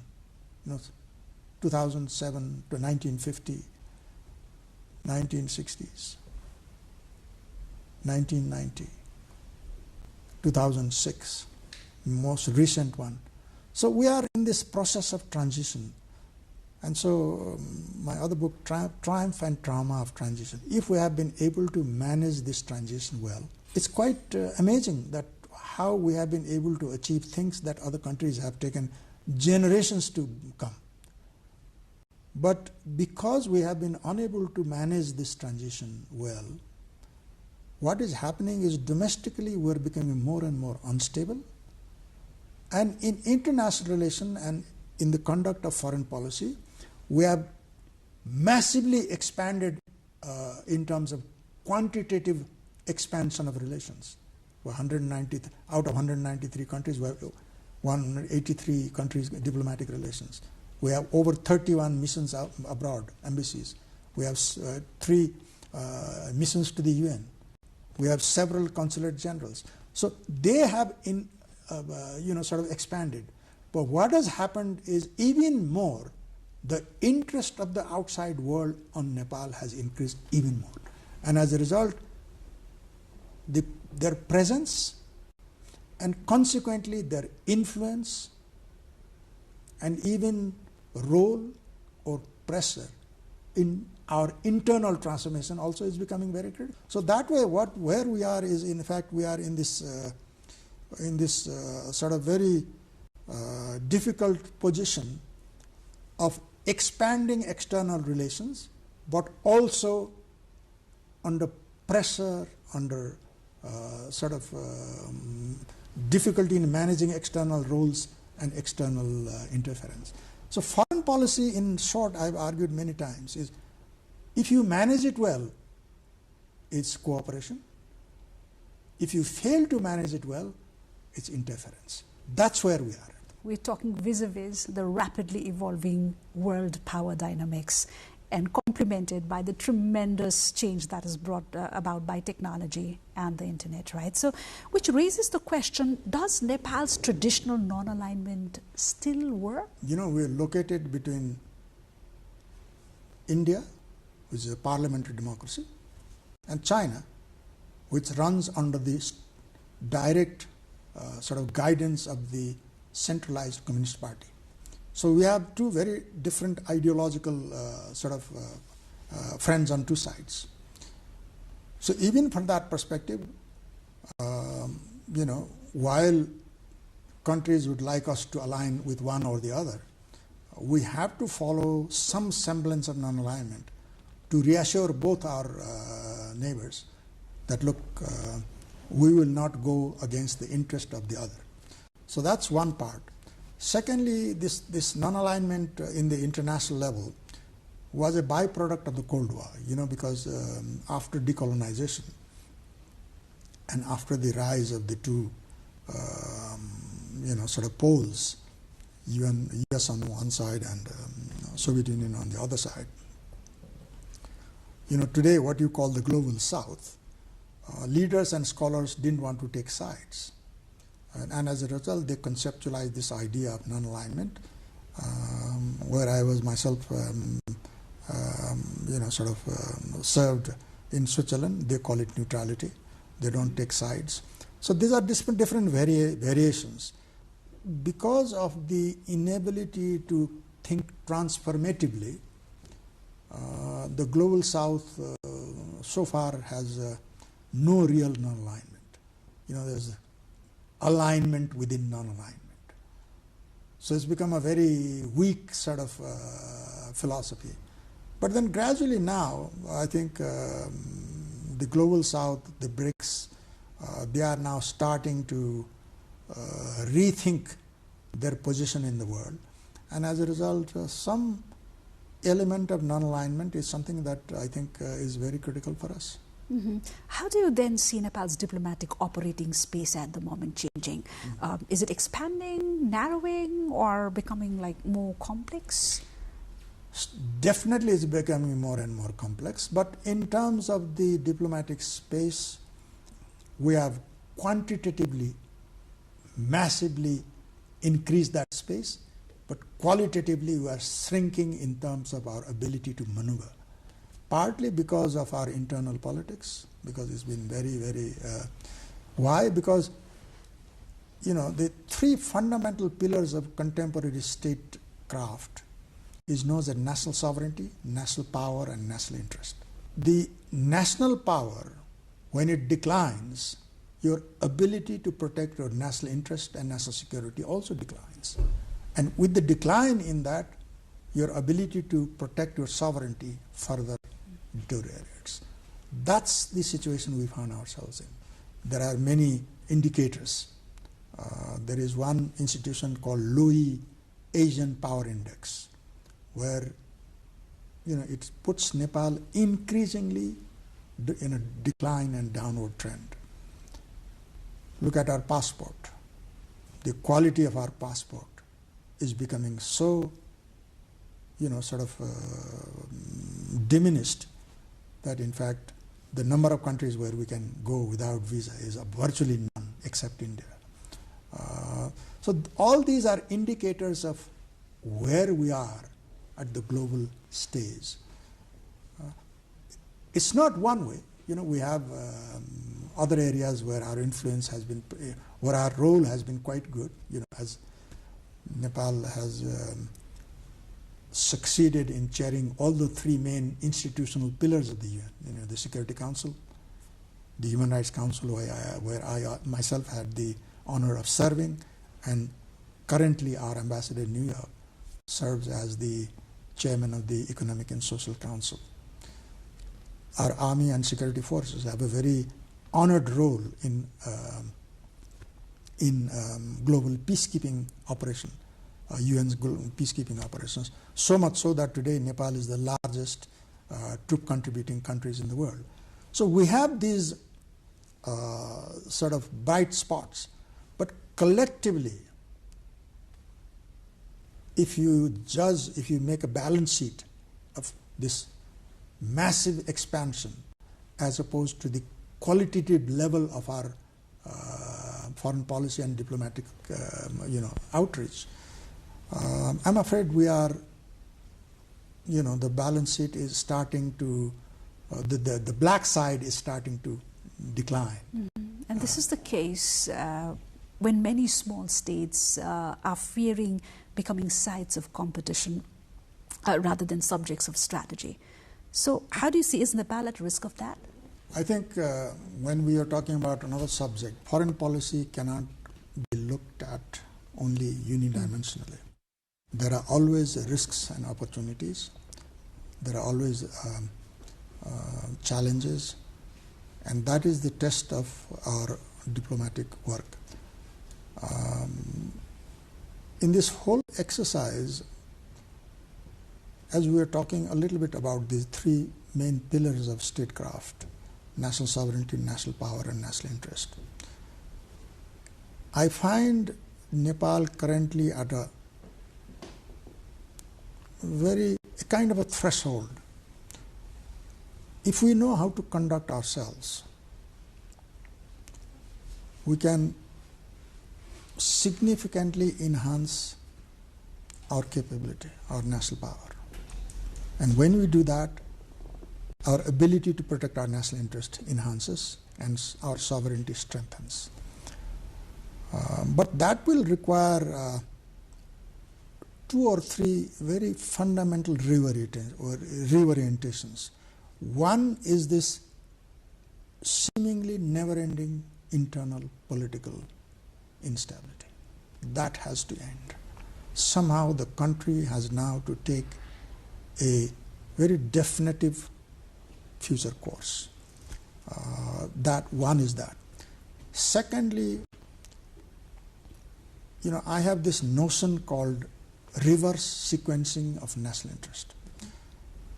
What is a nation state? The nation state is essentially a collection of people within a given territory. So the interest of the people who live within that territory forms the foundation of your national interest.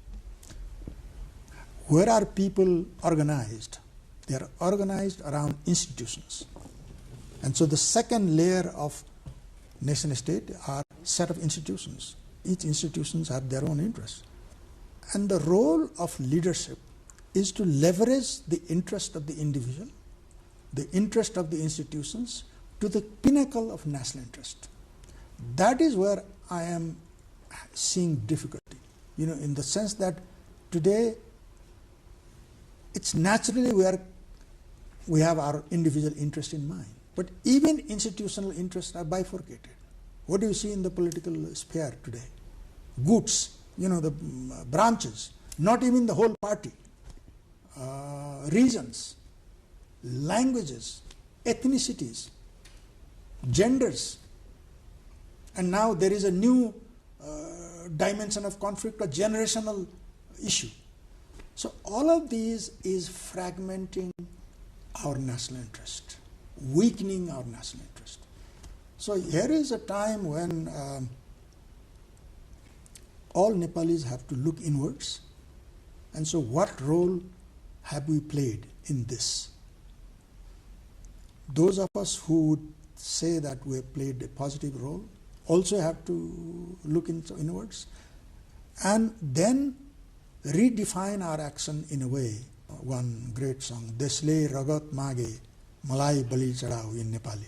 If the country needs it, I'm ready to sacrifice. Mm-hmm. So we stand today at that kind of a moment. The famous speech of President John F. Kennedy, who said, "Ask me not what your country can do for you. Ask what you can do for your country." I think we've come to that stage, in a very, very difficult stage, both in terms of our internal political transition as well as what's happening around the world. So to answer your question, we have both risks and opportunities. If we can do that and galvanize our society around our, supreme national interest, it doesn't take long for us to take off. Other countries have done it. Why can't we do it? I believe the question for Nepal right now is how can it strengthen its strategic agency without provoking tensions? First is our own internal management, transition management I was talking about. We have to sort of re-engineer all our individual institutional behaviors so that they all focus towards the core interest, that we have the common understanding of nation first. Once that happens, then of course you need to develop accordingly the skills that you need both for internal management, economic management, as well as foreign policy management. There I have a principle called the 3 I's. First, we need to understand what are the core issues of our national interest. So the issues. Secondly, second I is institutions. We have to strengthen the institutions because today, in some sense, we are in a state of institutional decline and decay. Look at our universities. Look at our other institutions of government. So second is that. And third is you have to sort of train and groom and identify and select individuals who lead these institutions. Because an institution sometimes is as good as the leader who leads it. At the moment lacks both the hope and the confidence that we can move forward. And some of the questions that you have posed, sometimes pains me. But then being an experienced person, I know that it's real. It's important to address. And we need to address those questions if we want to matter, as you initially said, as a nation in the world. SAARC is dormant, BIMSTEC cautious, and bilateralism dominates, right? So has South Asia failed because of institutions or because of political will? Well, institutions are in fact the product of political leadership, so as a result, it's both. The issue here is, one is the member states have not given SAARC as an institution the mandate that it requires. For instance, the political and contentious issues is not allowed to be discussed in the forum. The role of the Secretary General is very weak, as a mid-level career sort of official. So one is partly because member states have not empowered it to play the role that it should. That's number one. Secondly, it also depends on the leadership of the Secretary General. As I said, the regional organization is created to harmonize individual national interests of all member states within the collective regional good.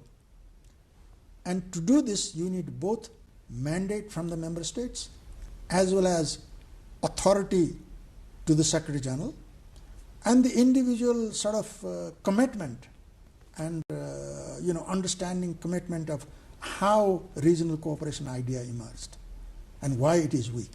That's what my book is all about.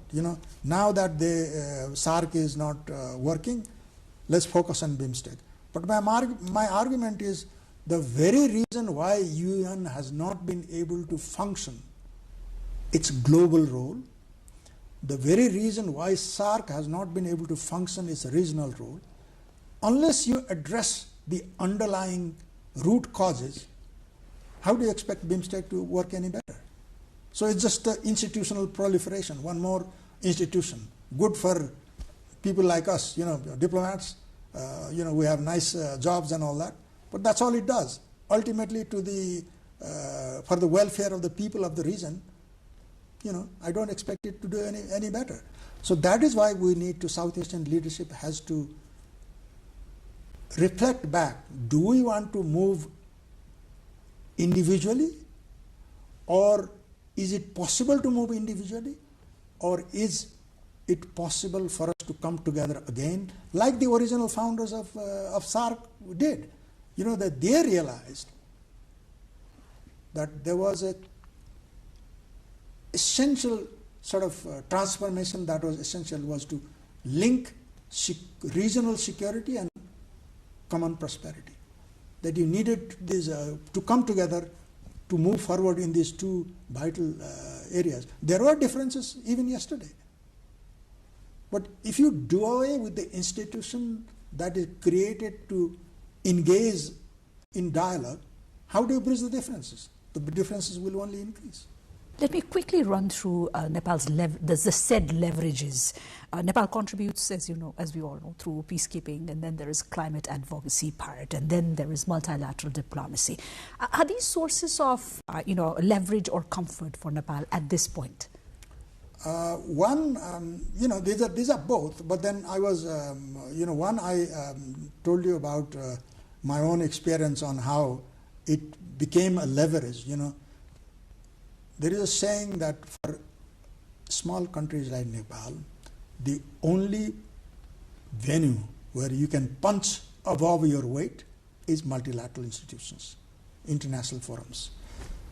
That's one. Secondly, let me give you one small example. When I was chairing one meeting, one country always sent a junior level diplomat, always dissented, because in UN you want to reach a consensus.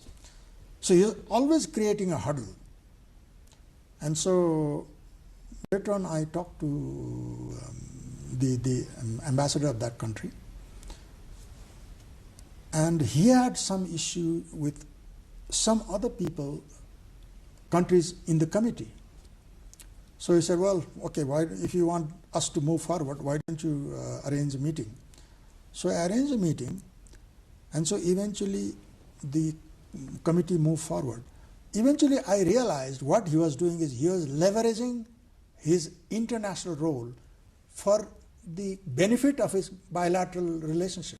So they had sort of bargained, sort of, if you continue on this path, I will not let you have a consensus, kind of. So this is all depends on how you skillfully, conduct your diplomacy.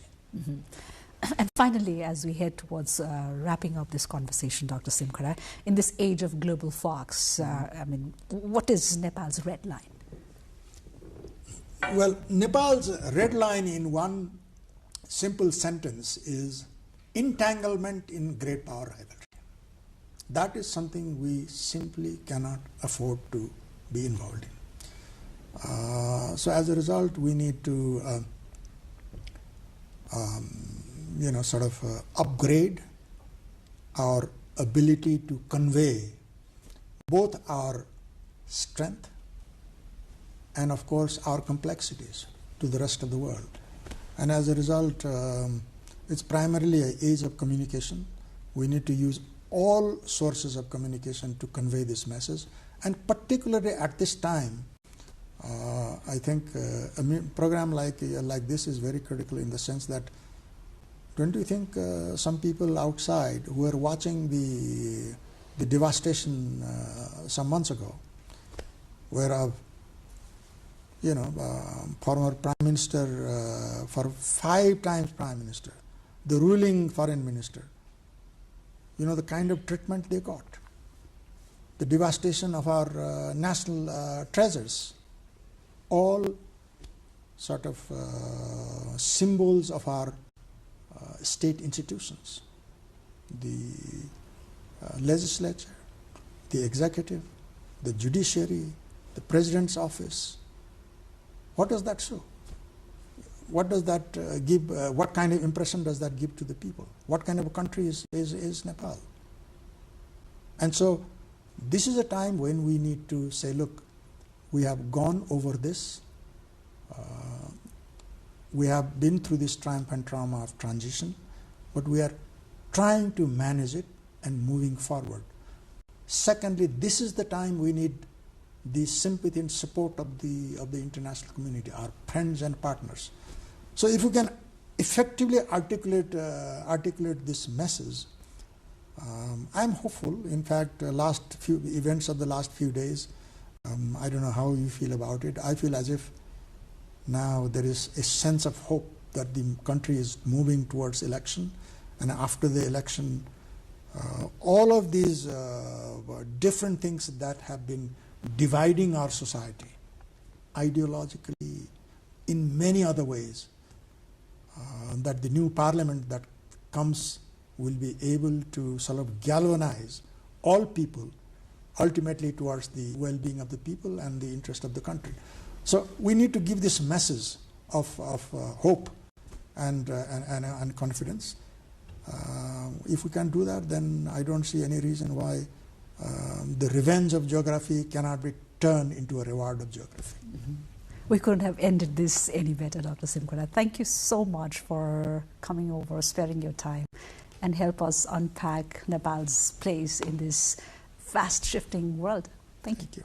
Tonight, one thing is clear. Nepal's geography, choices, and diplomacy matter, but only if it chooses to define its own path.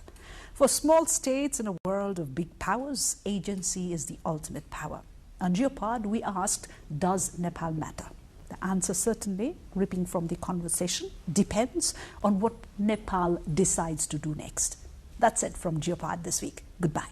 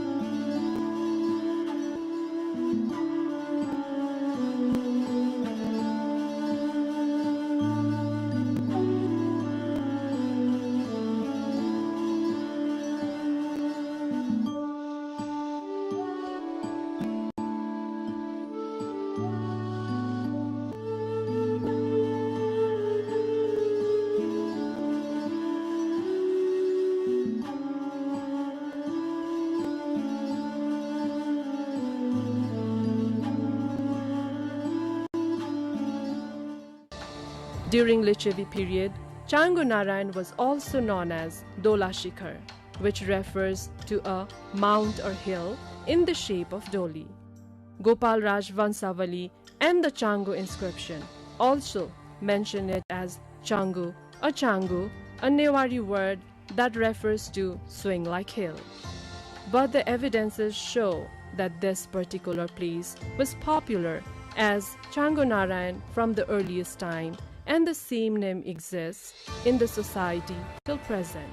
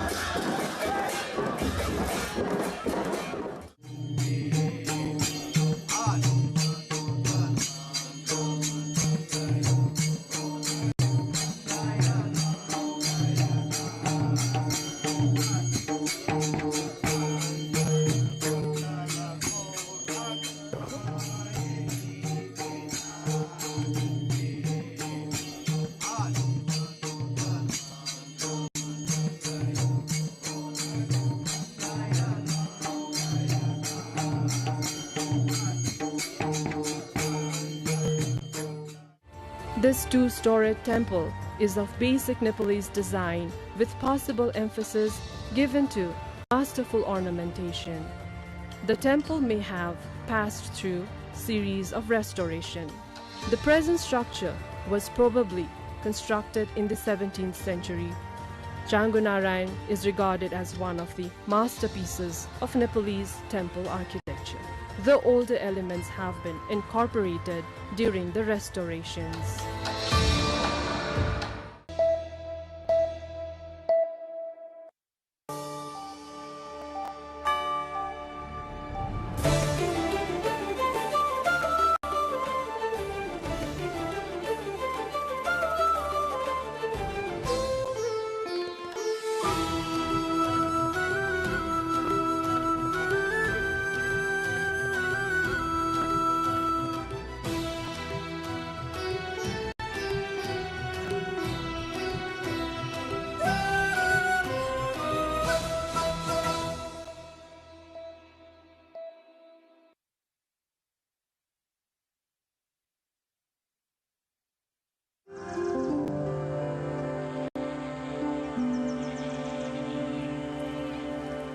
Welcome to the hinterlands. This weekly show whips together stories from the hinterlands of Nepal. Takes you beyond the cities and highways into the heart of Nepal's rural landscapes. It's a country alive with stories, laughter, ideas, and everyday magic. I'm Rosina Rai, and we will be leading you into this journey every week. Welcome back again. We begin today's episode of the Hinterlands with a report of late January snowfall that has blanketed high hilly and mountainous regions, turning much of the parts of the country into a winter wonderland. The snowfall has brought much needed relief to high altitude areas, raising hopes for stronger winter crops, also bringing joy to farmers and local tourists. Details in this report.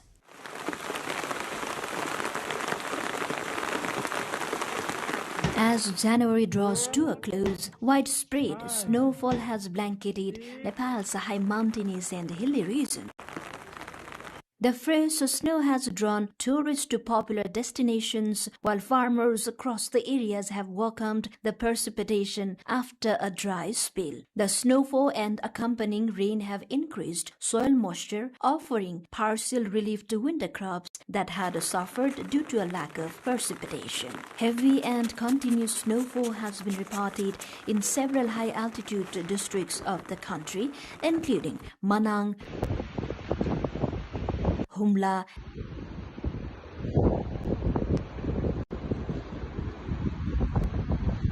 and Bajura.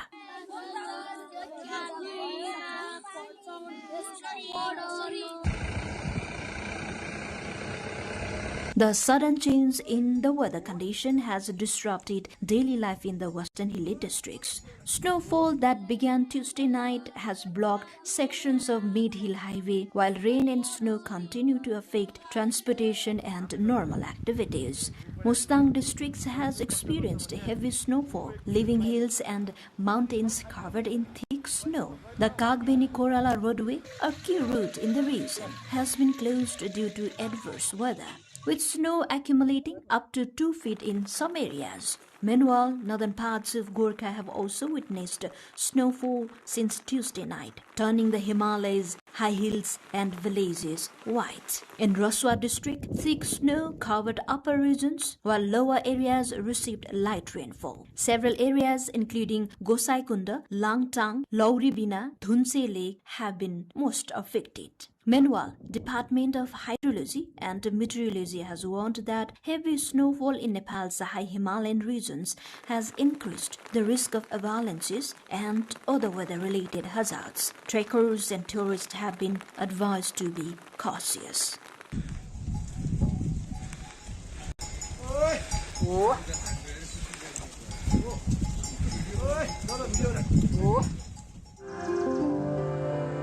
After that snowfall report from the highlands, we now move to the lower belt of the country, Kapilvastu, where the vibrant colors of Rangoli become a powerful medium of expression, culture and women's empowerment. Let's take a look at how red, yellow and green are used metaphorically to the power, happiness and the growth. Red, yellow, green.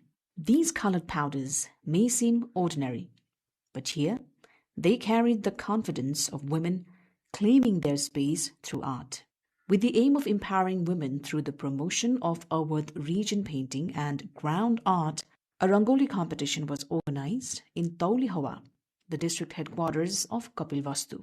Artists used colored powders on the ground to create Rangoli artworks depicting Ram Temple, Goddess Sita and Lord Ram, focused on promoting Awadh painting and ground art while strengthening women's participation in cultural expression. The program hosted artists from 11 different groups. यो प्रतियोगिताले केवल कपिलवस्तु नगरपालिका भित्र लुकेका प्रतिभालाई मात्रै बाहिर नल्याई छिमेकी पालिकामा रहेको प्रतिभालाई समेटेर अगाडि ल्याएको कारणले पनि वास्तव यो संस्थालाई म विशेष धन्यवाद दिन चाहन्छु, जसमा चाहिँ हामीले अवधि लोक चित्रकला, अवधि लोक कलालाई चाहिँ प्रस्तुत गरिएको छ। तपाईहरुले यहाँ हेर्न सक्नुहुन्छ, अब उहाँले चाहिँ देखाउनुहुन्छ डिफ्रेन्ट ग्रुपले 11 जनाको ग्रुपले डिफ्रेन्ट चाहिँ रंगोली बनाछन् अनि त्यो रंगोलीमा चाहिँ झल्काउने कोसिस के छ भने अवधि हाम्रो जुन हिस्टोरिकल एउटा एन्शियन्ट अवधि लोक कलालाई प्रस्तुत गर्ने चाहिँ कोसिस गरिएको छ। The organizers also adjudged the winners and rewarded accordingly with cash prize and certificates. The event also marked 2 years since the consecration of infant form of Lord Ram, Sri Ram Lalla, in Ayodhya, India. It added cultural and religious significance to the women-led artistic celebration. In the 21st century, as concerns grow over declining moral values in education, a new initiative from Nepal's Sangja district is drawing attention. Local schools have begun introducing values-based education by distributing the Bhagavad Gita, aiming to promote responsibility, respect, and ethical awareness among students across the region. More in this report. As education systems worldwide prioritize areas such as science, technology, and academic competitiveness, there is also a growing need for complementary curricula focused on moral and values-based education. In Nepal, moral and values-based education is often included within subjects such as social studies, life skills, and citizenship-related education. However, it is not yet a compulsory subject in the national curriculum, leaving room for localized initiatives to supplement ethical learning. In a country as culturally and religiously diverse as Nepal, one such initiative from Syangja district in mid-western Nepal focuses on moral education at the school level. The campaign distributes the Bhagavad Gita in schools and encourages students to reflect on ethical behavior. विद्यार्थीहरुमा साथै यो आम जनसमुदायमा पनि नैतिकताको खडेरी परेको हामीले चाहिँ देख्न सुन्न र त्यो भोगेका पनि छौं त्यसैलाई पनि निर्मूल पार्ने उद्देश्यका साथ हामीले यो गीता वितरण अभियानलाई चाहिँ अगाडि बढाएका हौं. The Gita is an ancient philosophical text from South Asia, widely studied for its perspectives on duty, self-discipline, and ethical action. While rooted in the Hindu tradition, it is often approached as a guide to moral reasoning as well as religious instruction. Organizers say the initiative reinforces universal values such as responsibility, respect, and social harmony, principles they believe cut across cultures and belief systems. Under the One Household, One Gita campaign, more than 6,000 copies have already been distributed across the district. पुस्तक वितरण गर्ने कार्यक्रम गरेका छौं. यसबाट विद्यार्थीहरुमा सच्चरित्रता, नैतिकता पलाएर जानेछ र उनीहरुभित्र एउटा सद्गुण वृद्धि हुनेछ भन्नेमा हामी आशावादी छौं. By combining philosophical study with classroom discussion, organizers hope the initiative will help young people develop ethical awareness and habits that extend beyond school, contributing to a more respectful, responsible, and cohesive society. Now let's talk about a unique blend of heritage and practicality in central Nepal, where communities are turning their backs on modern plastic water tanks and reviving traditional stone and cement vessels, locally known as khaito. As modern lifting technology and pipeline-fed tap systems reach the most remote corners of Nepal, ancient water storage traditions are being almost forgotten. But in Harina's rural municipality of Syangja, the narrative is shifting. Instead of abandoning their heritage for plastic alternatives, residents of Khairikot have launched a campaign to revive and repurpose traditional water jars known as khaitos. This shift is not just about saving money, but also about building a sustainable future by reviving the past. For decades, the hamlet of 108 households in Khairikot has been facing a crippling water shortage. Survival depended entirely on harvesting rainwater stored meticulously in large earthen jars constructed by hand. However, with a tradition to federalism, the local government implemented lifting technology, bringing pipeline-supplied water directly to every doorstep. While the taps brought relief, they also made the traditional khaitos disappear. Many expected the village to shift toward modern plastic storage, but the community had other plans. Recognizing the durability and cooling properties of the traditional jars, they have begun a systematic effort to treat and repurpose them as primary storage units for their new water supply. घरको टिनबाट आकाश पानी सङ्कलन गरेर खाइन्थ्यो अनि चाहिँ त्यसले नै खाने पानी नै अब नपुग भएपछि हामीले युज गरिन्थ्यो भने अहिले चाहिँ हामीले चाहिँ यो प्रत्येक घरमा धारा छ यो लिफ्टिङ खाने पानीको पानी चाहिँ हामीले एक्स्ट्रा भएको यहाँ चाहिँ स्टोर गरेर राखिन्छ. The Khairikot model offers a blueprint for other districts, a way to utilize existing social resources to bridge the infrastructure gap without the environmental and financial cost of new materials. The revival of khaito in Syangja serves as a reminder that progress doesn't always require replacing the old with the new. We move on to our next report from the eastern hills of Nepal, where the traditional practice of raising chauri, a hybrid of yak and cow, is slowly declining. The downturn raises serious concerns as it threatens local livelihoods and puts at risk a long-standing farming legacy passed down through generations. सकिसकेको छ। In Nepal's high hilly and mountainous regions, chauri, a hybrid of yak and cow, raising has long been a vital part of their livelihoods. For generations, local communities in the upper areas of Bhojpur in eastern Nepal have relied on this practice to support their families. However, this traditional occupation has begun to face serious challenges over time. Farmers say that the growing shortage of grazing land is helping the sector toward extinction. During the monsoon season, chauri are taken to high-altitude pastures. In winter, they are brought down to village or farmlands as herders follow a seasonal migration pattern. While this system has sustained chauri raising for decades, recent restrictions imposed by the community forest on grazing have made it increasingly difficult for farmers to continue their work. Areas that once had hundreds of sheds now have only a few remaining. हामीलाई अब चाहिने भनेको चरण क्षेत्र हो।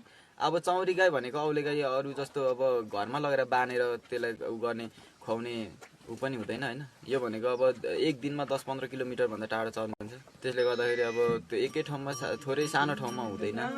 त्यही भएर यो लोप हुने सम्भावना धेरै ठूलो छ। Although the government has introduced subsidy programs to support chauri farmers, farmers say that the shortage of grazing land remains their biggest challenge. In recent years, youths in the district have shown interest in embracing chauri farming, but ongoing grazing restrictions have raised serious concerns about the long-term sustainability of the business. The age-old tradition that has been supporting the livelihood of the rural people is crying for support, and that is from all the sectors. Nepal's breadbasket, the Tarai Madhesh region, as usual, is bracing for drought in the dry season. Despite repeated assurances from leaders, indifference in allocating budget and lackluster performance of the underway irrigation projects has put farmers at stress at the peak wheat cultivation.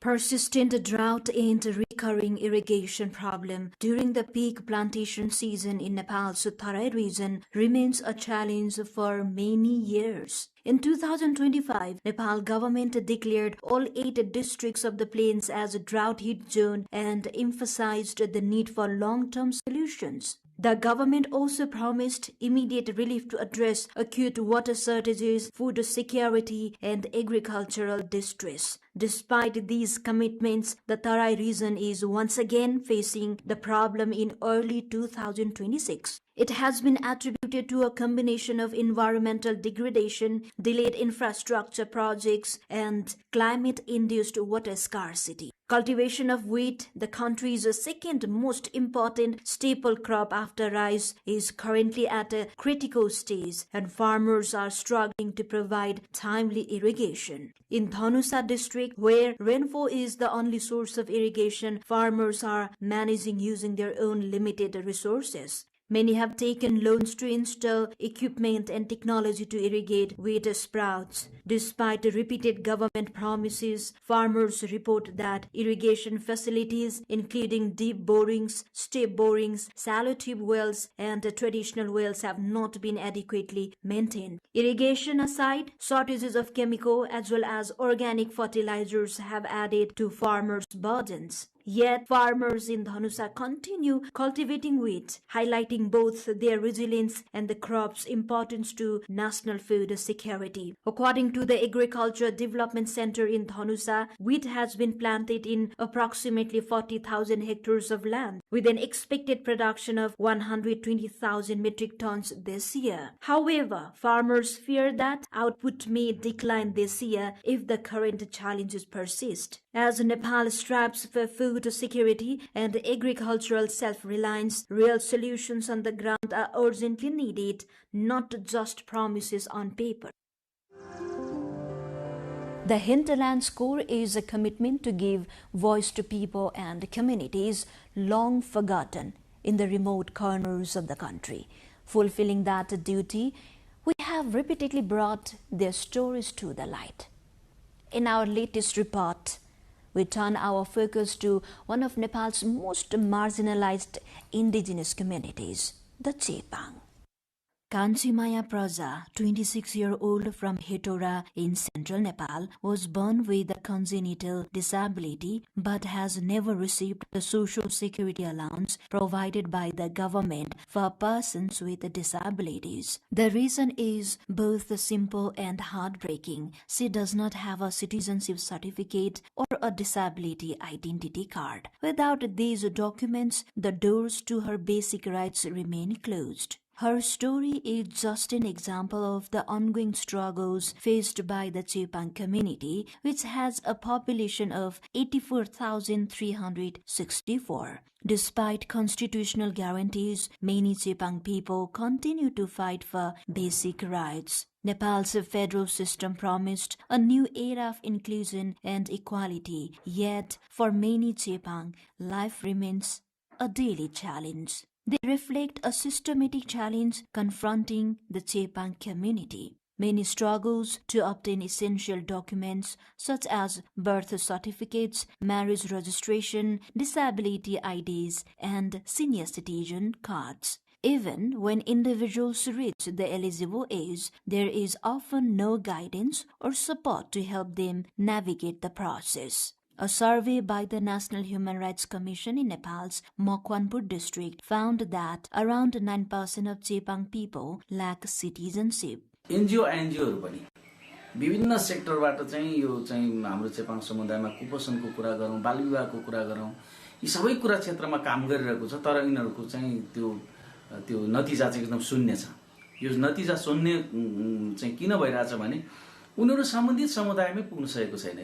खाली मात्रै शहर केन्द्रित र त्यसपछि सदरमुकाम केन्द्रित कार्यक्रम भयो। The government has made efforts to address these gaps. In coordination with local and provincial authorities, federal programs have been launched targeting Chepang communities in areas such as education, health, livelihood, housing, and empowerment. Yet, awareness of these programs remains low. Central President of the Chepang Association highlights most initiatives under the government fail to reach families in remote areas. For citizens like Kanchimaya to fully enjoy the rights promised by the Constitution, the state must go beyond policy announcements.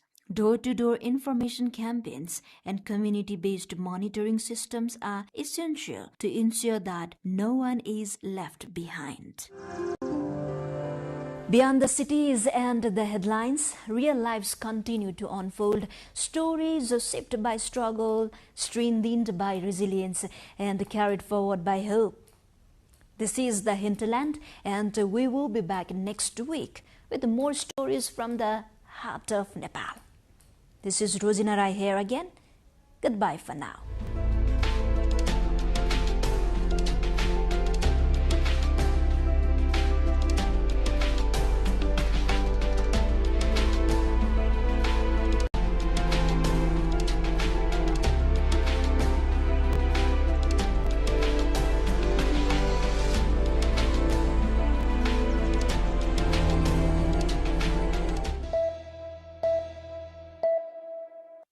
What is the power of music that political narratives don't?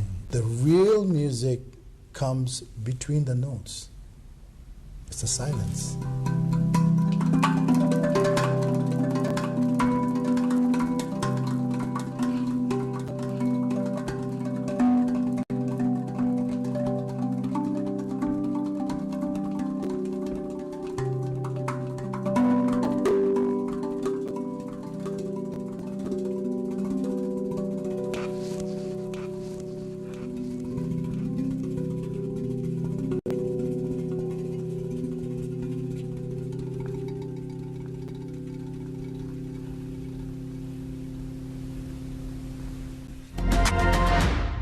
I don't think you can change the country. It's not a.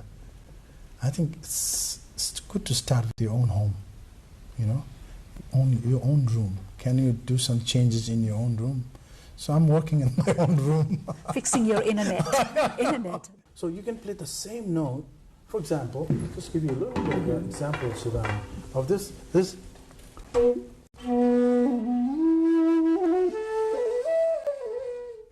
very Nepali. Right. And it could be on the mountain. But if I did...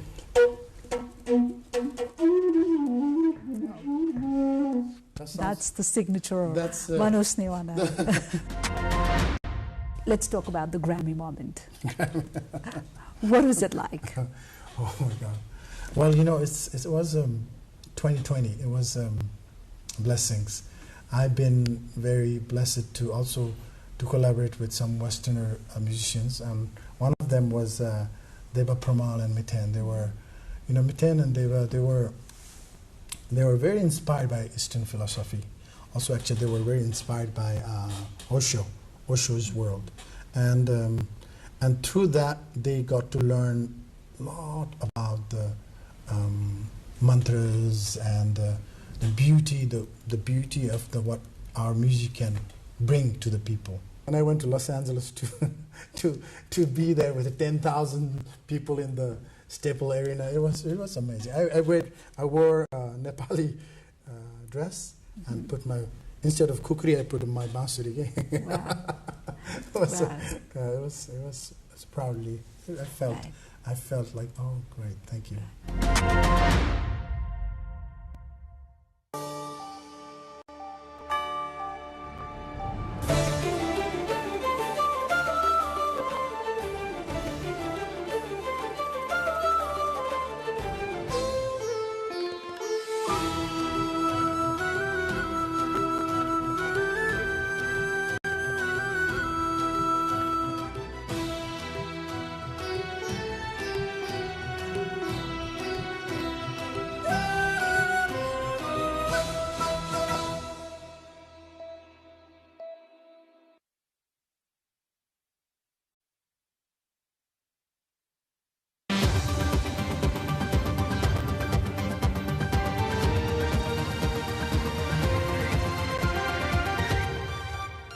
This is The World This Week, your weekly roundup of the latest international events and updates. This is me, Bhavana Casey.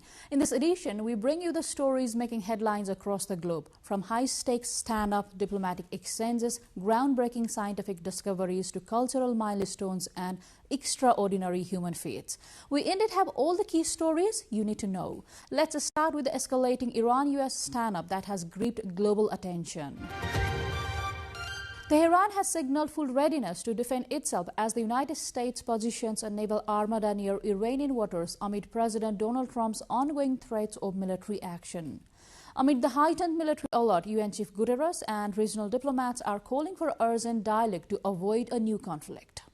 Iranian authorities say they are ready to defend their country as the United States continues to threaten a military attack amid regional diplomatic efforts to avoid a new conflict. Iran's Foreign Minister Abbas Araghchi has reached Turkey to hold high-level talks amid latest developments in the region. The visit comes amid a flurry of high-level talks as regional leaders hope to convince the U.S. not to attack and the two sides to find some kind of compromise. But the U.S. Armada continues to position itself near Iran's waters, led by the USS Abraham Lincoln aircraft carrier. U.S. President Donald Trump, however, says he hopes to avoid military action against Iran, saying he plans to have further talks with Tehran on a possible nuclear deal. I have had, and I am planning on it, yeah. We have a lot of very big, very powerful ships sailing to Iran right now, and it would be great if we didn't have to use them. Two things. Number one, no nuclear, and number two, stop killing protesters. They're killing them by the thousands. Iran has emphasized its military strength in recent days, following on from numerous military exercises held since June 12's war, when a number of its senior military officials were killed and nuclear sites were attacked. As both sides continue to trade threats, UN Chief Antonio Guterres has expressed deep concern over escalating tensions, calling for urgent diplomacy to prevent a potential military confrontation. The Iranian army, meanwhile, has bolstered its capabilities with 1,000 new strategic drones, while the Islamic Revolutionary Guard Corps continues to highlight its ability to retaliate against U.S. and Israeli targets if attacked. Iranian civilians express fear over the possibility of war, recalling recent protests and a nationwide communications blackout, and officials are taking steps to prepare civilian shelters and secure essential supplies in border provinces. Britain's Prime Minister Starmer described talks with Chinese leader Xi in Beijing as achieving significant progress on key issues. Starmer's visit comes as Britain faces a rift with its closest ally, the United States, following Trump's bid to seize Greenland and his brief threat of tariffs against Britain and other NATO allies. Trump, on the other side, criticized, saying it would be very dangerous for Britain to deal with China. British Prime Minister Keir Starmer's visit to China is the latest in a series of recent top-level visits made by Western leaders to Beijing. In just this month alone, Beijing has hosted Irish Prime Minister Michael Martin, Canadian Prime Minister Mark Carney, Finnish Prime Minister Petteri Orpo, with each visit ending a long gap in top-level engagement. The visit is also the first by a British premier since Theresa May in 2018. It's seen as a chance to highlight the strength of British firms in finance, pharmaceuticals, healthcare, clean energy and car making. Starmer said really good progress has been made on issues including whiskey tariffs and visa-free travel after holding a meeting with China's leader Xi Jinping in Beijing. We made some really good progress on tariffs for whiskey, on visa-free travel to China, and on information exchange and cooperation on irregular migration, focusing particularly on small boats and engine parts. So a very good constructive meeting with real outcomes, and that's very much in our national interest. Chinese President Xi Jinping, meanwhile, aimed to show that China can be a reliable partner for Western economies as US President Donald Trump continues to rattle the global trading system. Agreements on visas, services, healthcare, green technology and finance, combined with revived dialogue, might lead to better access for British firms to Chinese markets and greater Chinese investment in the UK. The biggest commercial announcement came from AstraZeneca, which promised to invest $15 billion in China over the next 4 years to expand research and the manufacturing of medicines, the company's biggest investment in China to date. However, US President Donald Trump has criticized the UK's engagement with Beijing, warning it is very dangerous for Britain to pursue closer business ties with China and repeating similar rebukes aimed at other Western allies. Well, it's very dangerous for them to do that, and it's even more dangerous, I think, for Canada to get into business with China. In response to Trump's remarks, UK's Downing Street indicated that Washington had been aware of this trip and its objectives in advance. India has finalized a landmark trade deal with European Union after nearly 2 decades of talks, allowing free trade of goods and benefiting nearly 2 million people. The deal strengthens EU-India ties amid economic and geopolitical pressures, including ongoing trade tensions with the US. The European Union and India have announced a landmark trade deal after nearly 2 decades of on and off talks as both sides aim to deepen ties amid tensions with the United States. European Commission President Ursula von der Leyen and European Council President Antonio Costa are in Delhi, where they met Modi at a bilateral summit. Indian Prime Minister Narendra Modi called the deal historic. It will allow free trade of goods between the bloc of 27 European countries and the world's most populous country, which together make up nearly 25% of global gross domestic product and a market of 2 billion people. The European Commission said the agreement would eliminate tariffs on chemicals, machinery and electrical equipment as well as aircraft and spacecraft following phased reductions. India's deal with the EU is said to lower cost for European products entering the country such as cars, machinery and agricultural food items after import duties are reduced. Delhi said almost all of its exports would get preferential access into the EU, with textiles, leather, marine products, handicrafts, gems and jewellery said to see a reduction or elimination of tariffs. Delhi and Brussels have also agreed on a mobility framework that eases restrictions for professionals to travel between India and EU in the short term. The trade deal comes as both India and the EU contend with economic and geopolitical pressures from the US. Delhi is grappling with 50% tariffs imposed by President Donald Trump last year amid talks aimed at securing a deal between India and the US that are still dragging on. Last week, Trump threatened to escalate his trade war with European allies for opposing a US takeover of Greenland before backing off. At least 16 have been killed in Bangladesh since the announcement of upcoming February 12 elections, raising fears of a return to widespread political violence. It is warned the violence can undermine public confidence, voters' turnout, and the overall credibility of the elections. At least 16 political activists have been killed since the announcement of Bangladesh's upcoming elections, raising concerns that the country may be returning to a climate of political violence. Observers say the killings linked to rival party clashes and local disputes have heightened tensions across the country and overshadowed campaigning. It is warned that the surge in violence could undermine public confidence in the electoral process. Officials have increased security measures in key areas, deploying additional police and paramilitary forces to prevent further incidents.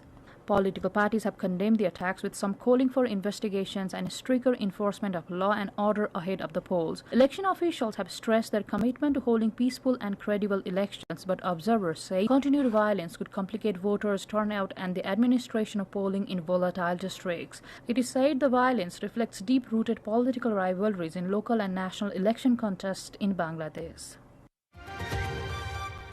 While in neighboring Pakistan, authorities have tightened their grip on dissent, targeting political figures, journalists and human rights advocates amid growing concerns over freedom of expression. Former Prime Minister Imran Khan has been denied visitors for weeks, while the conviction of lawyer Iman Mazari and her husband underscores growing pressure on critics. Human rights groups, including Amnesty International, have called on Pakistan to end measures that suppress free expression and intimidate defenders. According to his party PTI, Khan hasn't seen any visitors in more than 5 weeks, while his family say this is partly to stop his words reaching the outside world. The government says the meetings stopped because Khan broke jail rules prohibiting discussion of politics. While Khan may be silenced, he is far from the only one under the pressure. Last week, human rights lawyer Iman Mazari and her husband were convicted of sharing anti-state social media posts. The couple will spend 10 years in jail.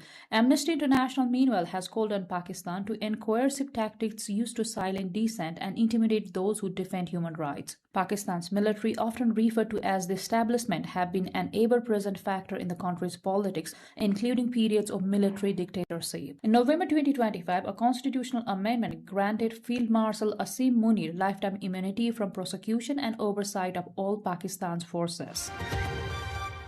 A deadly winter storm has blasted across the United States and parts of Canada, with heavy snow and frigid temperatures, leaving millions struggling with life-disrupting conditions. U.S. officials have confirmed fatalities caused by hypothermia, traffic accidents on icy roads, and storm-related incidents has surpassed 30, with further deaths also reported in Canada.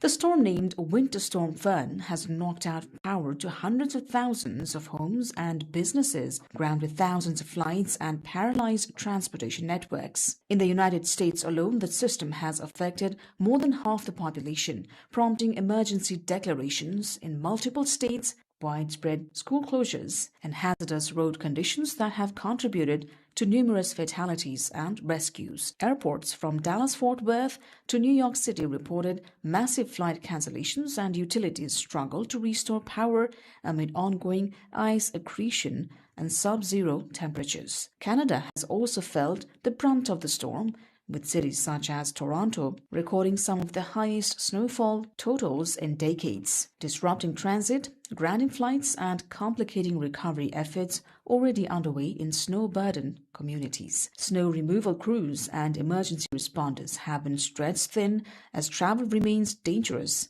Meteorologists warn frigid Arctic air and more severe weather to persist in the coming days, with extreme winter weather likely across North America.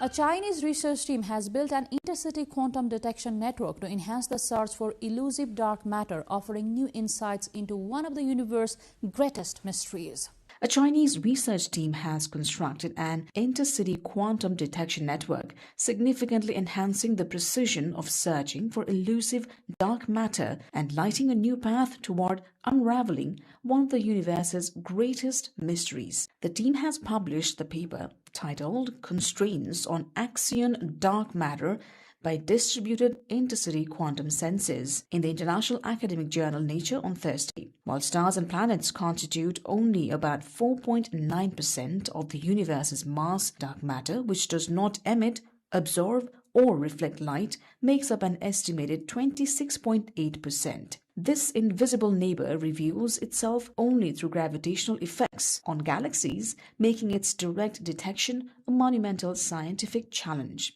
To address this, the team built a network of 5 ultra-sensitive quantum sensors located in East China's Hefei City and Hangzhou City. The sensors are synchronized via satellite timing, forming a coordinated listening network dedicated to cosmic signals. A dome-fronted submersible of Indonesia has begun deep-sea exploration missions to study little-known species and compounds with potential scientific and medical value. Operating from the research vessel Ocean Explorer, scientists are using advanced tools including submersibles, ROVs and aerial surveys to investigate Indonesia's highly biodiverse but threatened coral triangle waters. A dome-fronted submersible descended beneath the waves of Indonesia this month, embarking on a mission to explore the deep ocean and study species and compounds that could have potential scientific and medical applications. The submersible, capable of reaching depths of nearly 1,000 meters, is part of a broader effort to understand marine ecosystems that remain largely unexplored. The organization regularly brings scientists and researchers onto its flagship vessel, the Ocean Explorer, to study biodiversity, ocean health, and the impacts of pollution in remote marine environments. The Ocean Explorer is equipped with a host of scientific tools and infrastructure designed for deep-sea research. A helicopter aboard the vessel is used for aerial surveys to monitor surface conditions, while a remotely operated vehicle can descend to depths of up to 6,000 meters, far beyond the reach of conventional diving equipment. Indonesia's waters, part of Coral Triangle, are considered among the most biodiverse marine ecosystems in the world. Scientists aboard the Ocean Explorer noted that the region remains under threat from overfishing, habitat loss, and pollution, making expeditions like this critical for both scientific discovery and conservation efforts.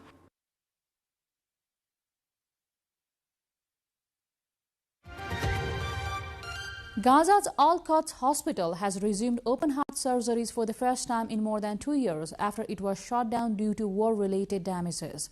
The milestone offers rare hope for patients needing advanced care, even as health officials warn the hospital system remains under severe strain and dependent on limited medical support.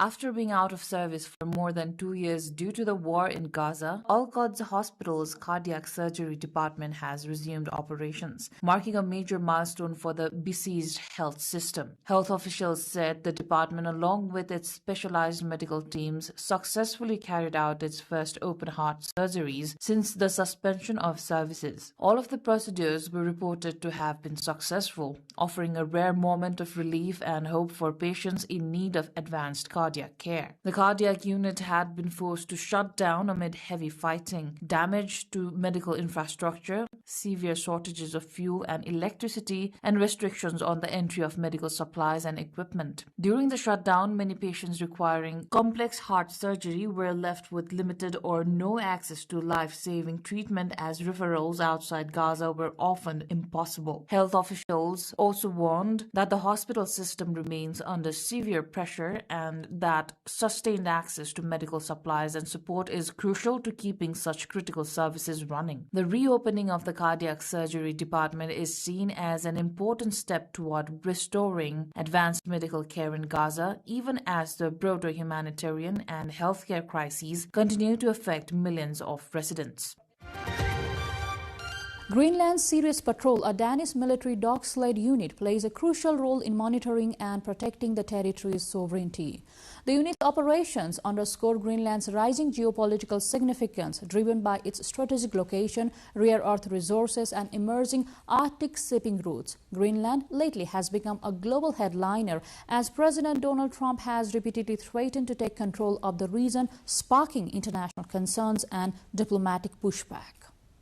The Danish military's dog sled team, known as the Sirius Patrol, which monitors Greenland's vast frozen northeast, is extremely effective at its surveillance role.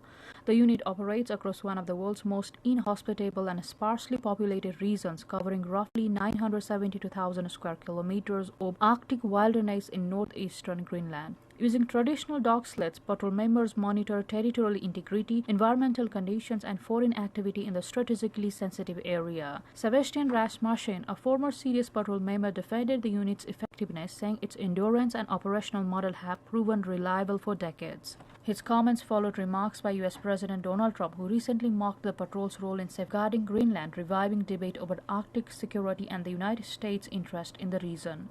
Greenland, an autonomous territory within the Kingdom of Denmark, Denmark has drawn increasingly geopolitical attention due to its strategic location, rare earth mineral potential, and emerging Arctic shipping routes as ice coverage declines.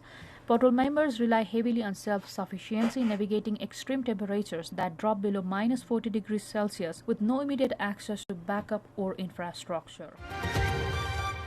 Thousands of visitors flocked to Tokyo's Ueno Zoological Gardens to see Japan's last giant pandas, 4-year-old twins Xiao, Xiao and Lei, before they were sent back to China. Japan, with their departure, will have no giant pandas for the first time since 1972, when the animals were first brought to mark diplomatic ties with China. Thousands of people have flocked to Tokyo's Ueno Zoological Gardens to see the sole remaining giant pandas in Japan for the last time 2 days before they are scheduled to be sent to China. Visitors bade farewell to 4-year-old twins Zhao Zhao and Lei Lei on Sunday. The viewing for people who were selected by lottery in advance and was limited to about 4,400, with around 25 times that figure applying for the chance. Lottery winners took videos and photos of the twins as they munched on bamboo and walked around as usual. A Tokyo resident in her 50s said she was able to see the two adorable pandas eating. She also said she is grateful as the animals have brought a lot of happiness. The panda twins, after arriving at a facility in China's Sichuan province, are scheduled to be shown to the public once their quarantine is over. After they leave, there will be no giant pandas in Japan for the first time since two arrived in 1972 to commemorate the normalization of diplomatic ties between Tokyo and Beijing. American climber Alex Honnold completed a row-free ascent of Chinese Taipei's tallest building, Taipei 101, as crowds watched below and a global audience followed via a live Netflix broadcast.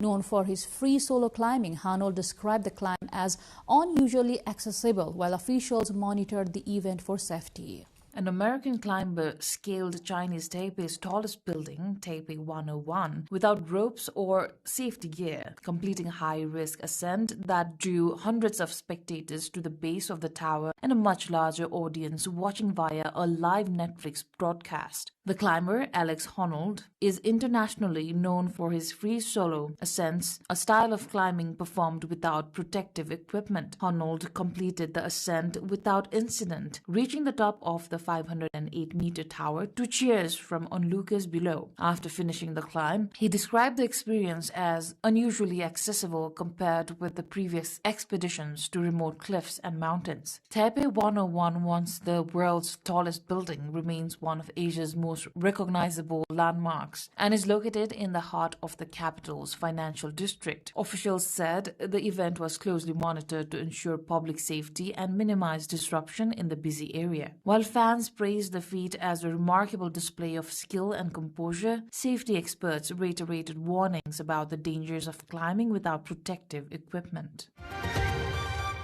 A promotional video of annual Spring Festival Gala, the world's most watched annual television broadcast, has been released by China Media Group. First launched in 1983, the gala has become a major cultural tradition featuring music, dance, comedy and opera, drawing hundreds of millions of viewers each year. Its global significance has further been solidified as the festival last year was added to UNESCO's Intangible Cultural Heritage List. China Media Group CMZ, the country's flagship state broadcaster, has released a short promotional video for its annual Spring Festival Gala, one of the most widely watched television events in the world. The program's reach has earned it recognition from Guinness World Records as the most watched annual television broadcast in the world. It will be broadcast live globally on the evening of the February the 16th. The Spring Festival, also known as Chinese New Year, marks the beginning of the lunar calendar and is the most important traditional holiday for Chinese people. The festival is typically observed with family reunions, holiday travel, festive meals, and cultural activities. For decades, watching the Spring Festival Gala has become a central part of the celebration in hundreds of millions of households across China. First broadcast in 1983, the Spring Festival Gala has grown into a large-scale live variety show featuring music, comedy, sketches, opera, and other performances. The release of the promotional video comes as Chinese authorities continue to emphasize the global cultural significance of the Spring Festival. Just over a year ago, the festival was inscribed on UNESCO's representative list of the Intangible Cultural Heritage of Humanity, recognizing its historical importance and enduring role in social life and cultural identity. Well, this brings us to the end of this episode of The World This Week. We hope you enjoyed as much as we did bringing to you. We shall see you again next week with a new episode. Also, do follow us on our website www.nepaltelevision.com, our social media handles as well as our YouTube channel. Till then, take care and bye-bye.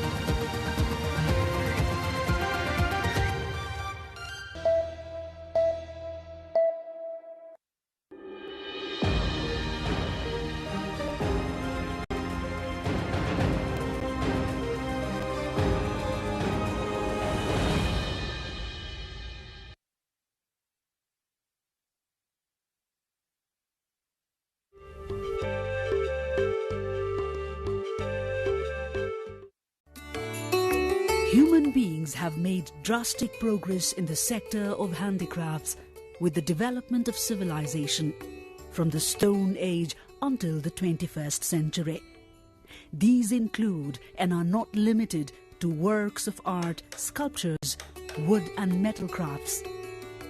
These handicrafts have also found religious, historic, cultural and archaeological acceptance and significance. Religious texts have identified the attraction of human settlements in the mountainous region of Nepal, which has always remained an independent sovereign nation. Ramapithecus human remains found in Butwal of West Nepal clarifies that human settlement had begun in Nepal more than 10 million years ago. We find historic references of works of handicrafts made by those living in this region.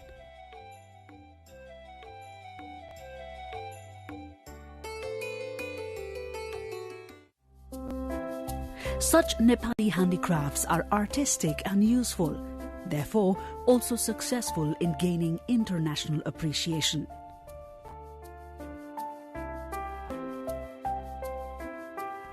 Instead of the modern handicrafts, Nepal is well introduced in the international community by its traditional and historic works of art and craft. Millions of tourists who visit Nepal every year observe, study and relish the traditional handicrafts available at religious shrines. The high-quality woods brought from local forests are seasoned before being carved. Nepali woodcrafts are not only popular inside the country, but also have a demand abroad and therefore are exported.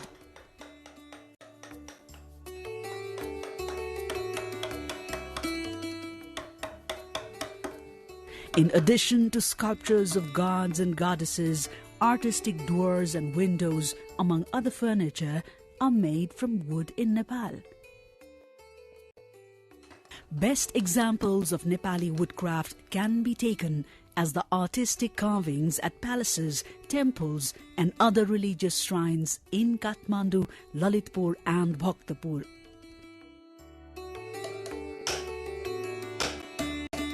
The 6th century woodcraft present at Rudravarna Mahavihar in Okubahal of Lalitpur is considered the oldest. Nepali woodcraft continues to thrive with the creativity, dedication and effort of trained artists. Artist Punyaraj Tuladhar, popular around the world, shares his experience. Lalitpur is popular around the world for its metal craft in Nepal. Works of metal craft produced here had a great demand in countries including Bhutan, Japan, China and European nations. Metal statues are developed using two methods in Nepal: repose art and lost wax process, both widely popular around the world. Repose art is a metalworking technique in which a malleable metal, silver, copper and brass among others, is shaped by hammering from the reverse side to create a design in low relief. Small sheets of metal are cut based on required measurement to form different organs of statues before being welded together. Designs and patterns are then carved into the structure. Gold is plated in some works, such as metalcraft as well. Such metal sheets are also used in the roof of temples and other religious shrines.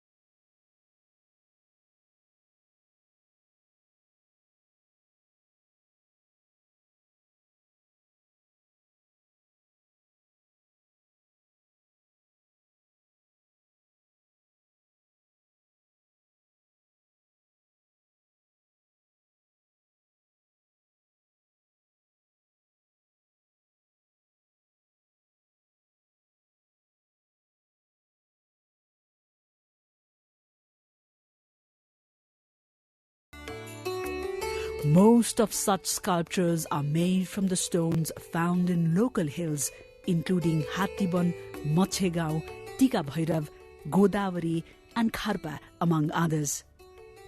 Senior artist Dharmaraj Shakya says that Nepal's stone art has a unique identity.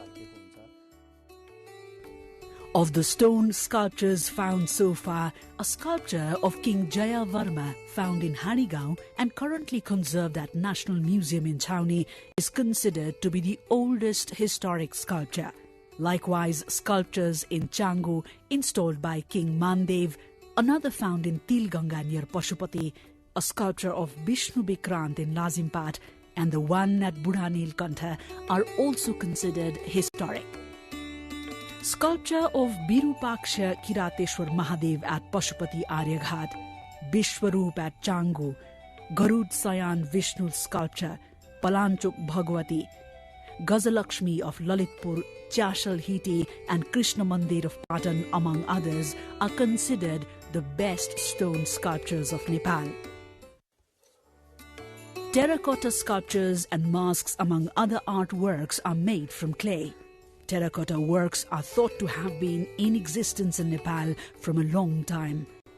According to historians and archaeologists, terracotta works found during a recent excavation administered by the Department of Archaeology were from the 2nd century BC. In recent practices, terracotta works are made before the development of metal sculptures. Different goods used in daily life are made from terracotta works. In addition to the sculptures of religious figures, products such as cups and plates, among other utensils, are also made from terracotta technique, while they are sold in domestic and foreign markets as well. Artists who have been working with terracotta for ages live in Thimi of Bhaktapur, Dang and Kapilvastu. Popular artist Gopal Kalapremi says the creativity and dedication of Nepali artists has been uplifting terracotta works in and outside of Nepal.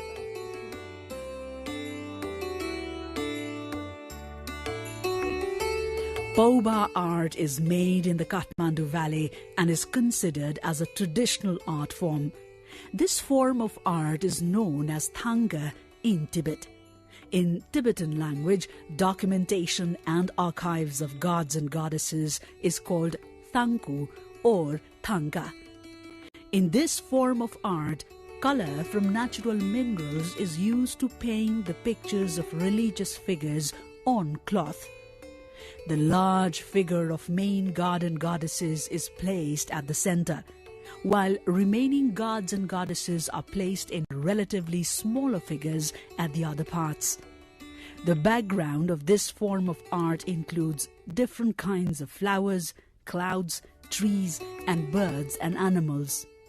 An artwork of Ratnasambhav Buddha conserved at the County Museum in Los Angeles of the United States of America is considered to be the oldest Paubha art, which was developed in the 13th century.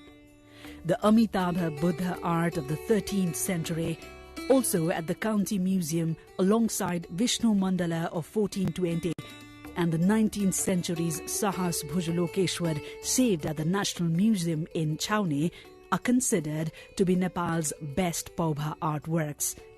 The demand of Paubha artworks is increasing in Nepal and the foreign market.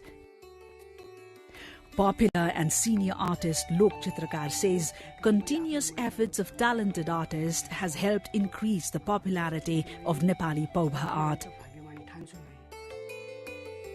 Nepali handicrafts have established a significant position in the international community for their traditional, religious, social, historic and archaeological richness. Nepal Academy of Fine Arts has been conducting significant tasks in regards to conservation, promotion and development of Nepali handicrafts. Active involvement of experienced, skilled and talented artists, along with their devotion and sacrifices, have been rejuvenating Nepali handicrafts and helping establish a unique and superior identity of Nepal in the international community.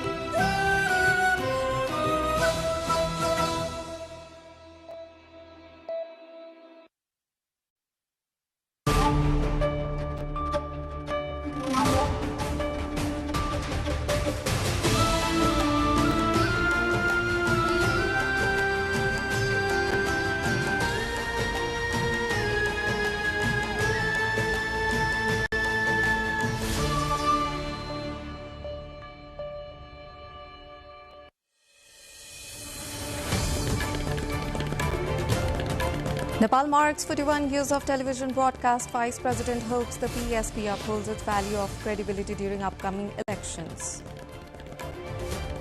Nepal's Election Commission steps up efforts to curb violation of Election Code of Conduct, also unveils sample ballot papers for March 5 polls. Jamuna border point along Nepal-India reopens to third country nationals after 6 years. Resumption expected to boost tourism and regional revenue. Coordinated attacks in southern Pakistan kills 10 security personnel and dozens of insurgents. Assaults began as gunmen targeted multiple police stations. Guterres warns UN fakes imminent financial collapse. Such comes as the largest contributor. The US withholds funding. And Nepal succumbs to 1-0 defeat against India in its first match under SAF Under-19 Women's Championship. Bangladesh hammers Bhutan 12-0 other match. Good evening, I'm Suviksha Rajak and you are watching NTV World News Hour. Coming up to you live from Kathmandu at 2200 hours Nepal time. Today marks 41 years of television history in Nepal as Nepal Television, NTV, enters its 42nd year of broadcasting, and on this occasion we would like to thank all our viewers, advertising partners and well-wishers. Nepal Television, the nation's pioneer television channel, has entered 42nd year from today. Initially established as a project, Nepal Television successfully conducted its test transmission on 13th August 1985. It began broadcasting regularly through terrestrial transmission from the same year on 29th December. After 16 years of broadcast through terrestrial means, it started airing through satellites from 2001.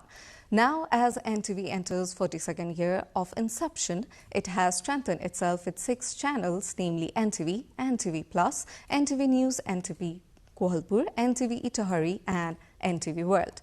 The launch of English language channel NTV World this year marks a major milestone, expanding Nepal Television's reach and offering a global perspective to the world.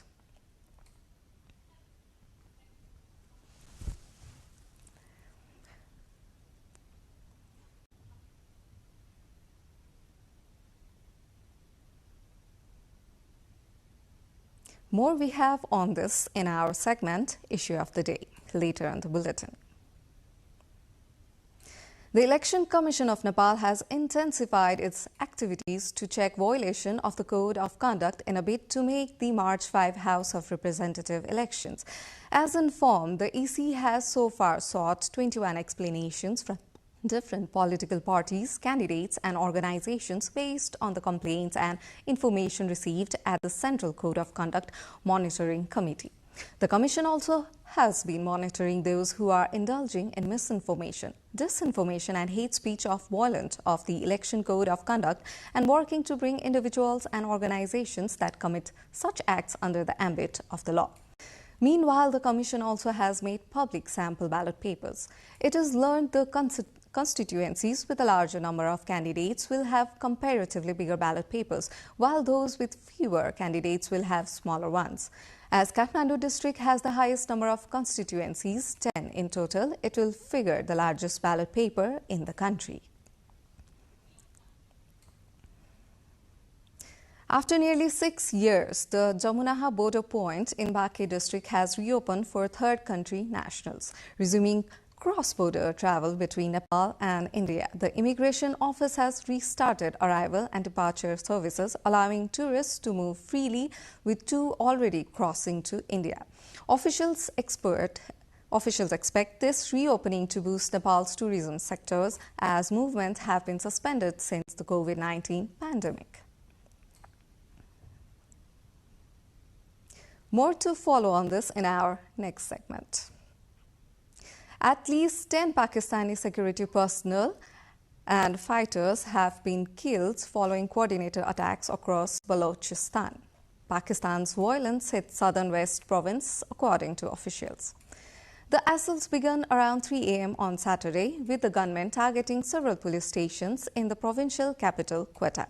Authorities say security forces responded at multiple locations across the province.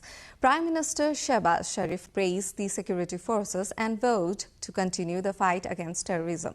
Balochistan has faced a long-running separatist insurgency with attacks escalating across the province in recent years. UN Chief Antonio Guterres has warned the United Nations is at risk of imminent financial collapse due to member states not paying their fees. It comes after the UN's largest contributor, the US, refused to contribute to its regular and peacekeeping budgets and withdrew from several agencies it calls a waste of taxpayer dollars. Through the UN General Assembly did approve a partial change to its financial system in late 2025, the organization still faces a massive cash crisis compounded by the rule that means it is refunding money it never received.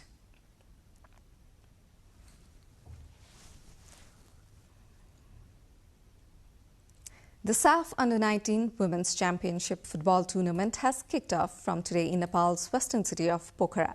In its first match of the championship held at Pokhara Stadium, Nepal lost to its arch-rivals India 1-0. In the other match of the day, Bangladesh made a thunderous start, thrashing Bhutan 12-0 in the opening match at the Pokhara Stadium. The tournament features 4 teams: Nepal, India, Bhutan and Bangladesh. Nepal will be taking on Bhutan in its upcoming fixtures to be held on February 2, while India is slated to face Bangladesh on the same day.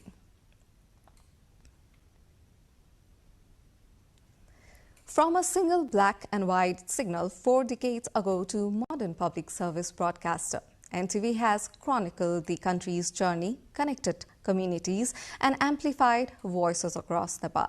We have more on this in our issue of the day. Do stay tuned. Let's take a short break.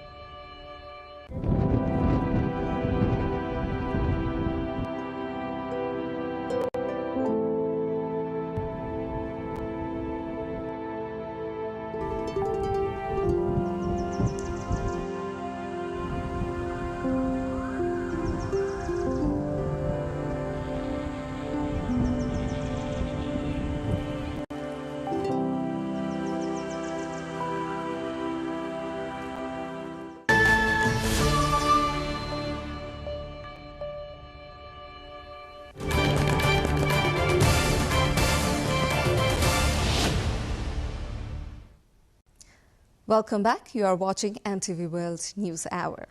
Now, meanwhile, Nepal's Vice President Ram Sahai Prasad Yadav has said that it is necessary for the public service broadcasting PSB Nepal to increase the quality and effectiveness of its broadcast content by embracing innovative technology and addressing growing public expectation.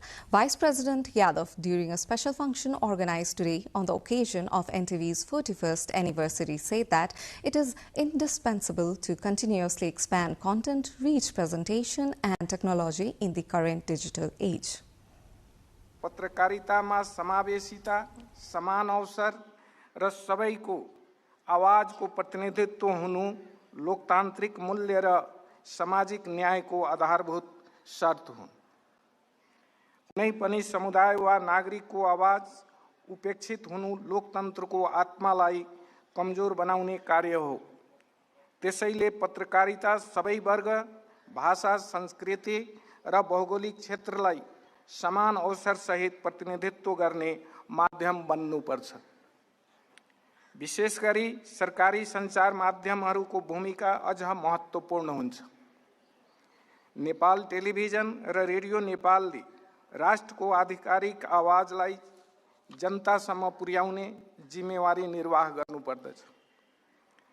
तथ्यपरकता, निष्पक्षता र विश्वसनीयता कायम गर्दै सबै समुदायलाई समान अवसर प्रदान गर्नु यसको दायित्व हो।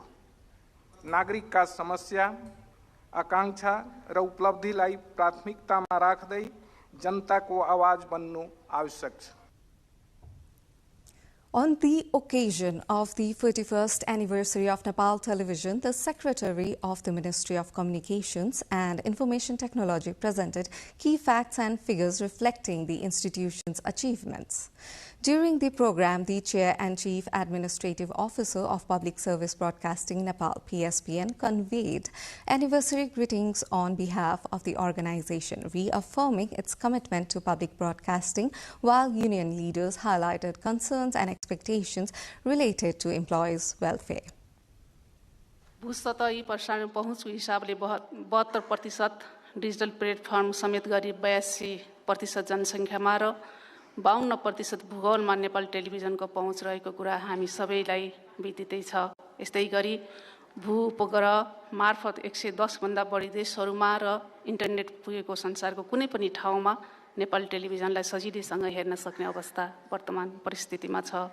विश्वसामु नेपालको पहिचान, सम्भावना र उपस्थितिलाई स्थापित गर्न NTV World एउटा सशक्त प्रसारण माध्यमको रूपमा अगाडि बढिरहेको छ। हामी हाम्रो संस्थाको उद्देश्य स्थापना कालदेखि विभिन्न चरणमा जसरी परिभाषित हुँदै आएको छ त्यसका प्रति अत्यन्तै प्रतिबद्ध छौं।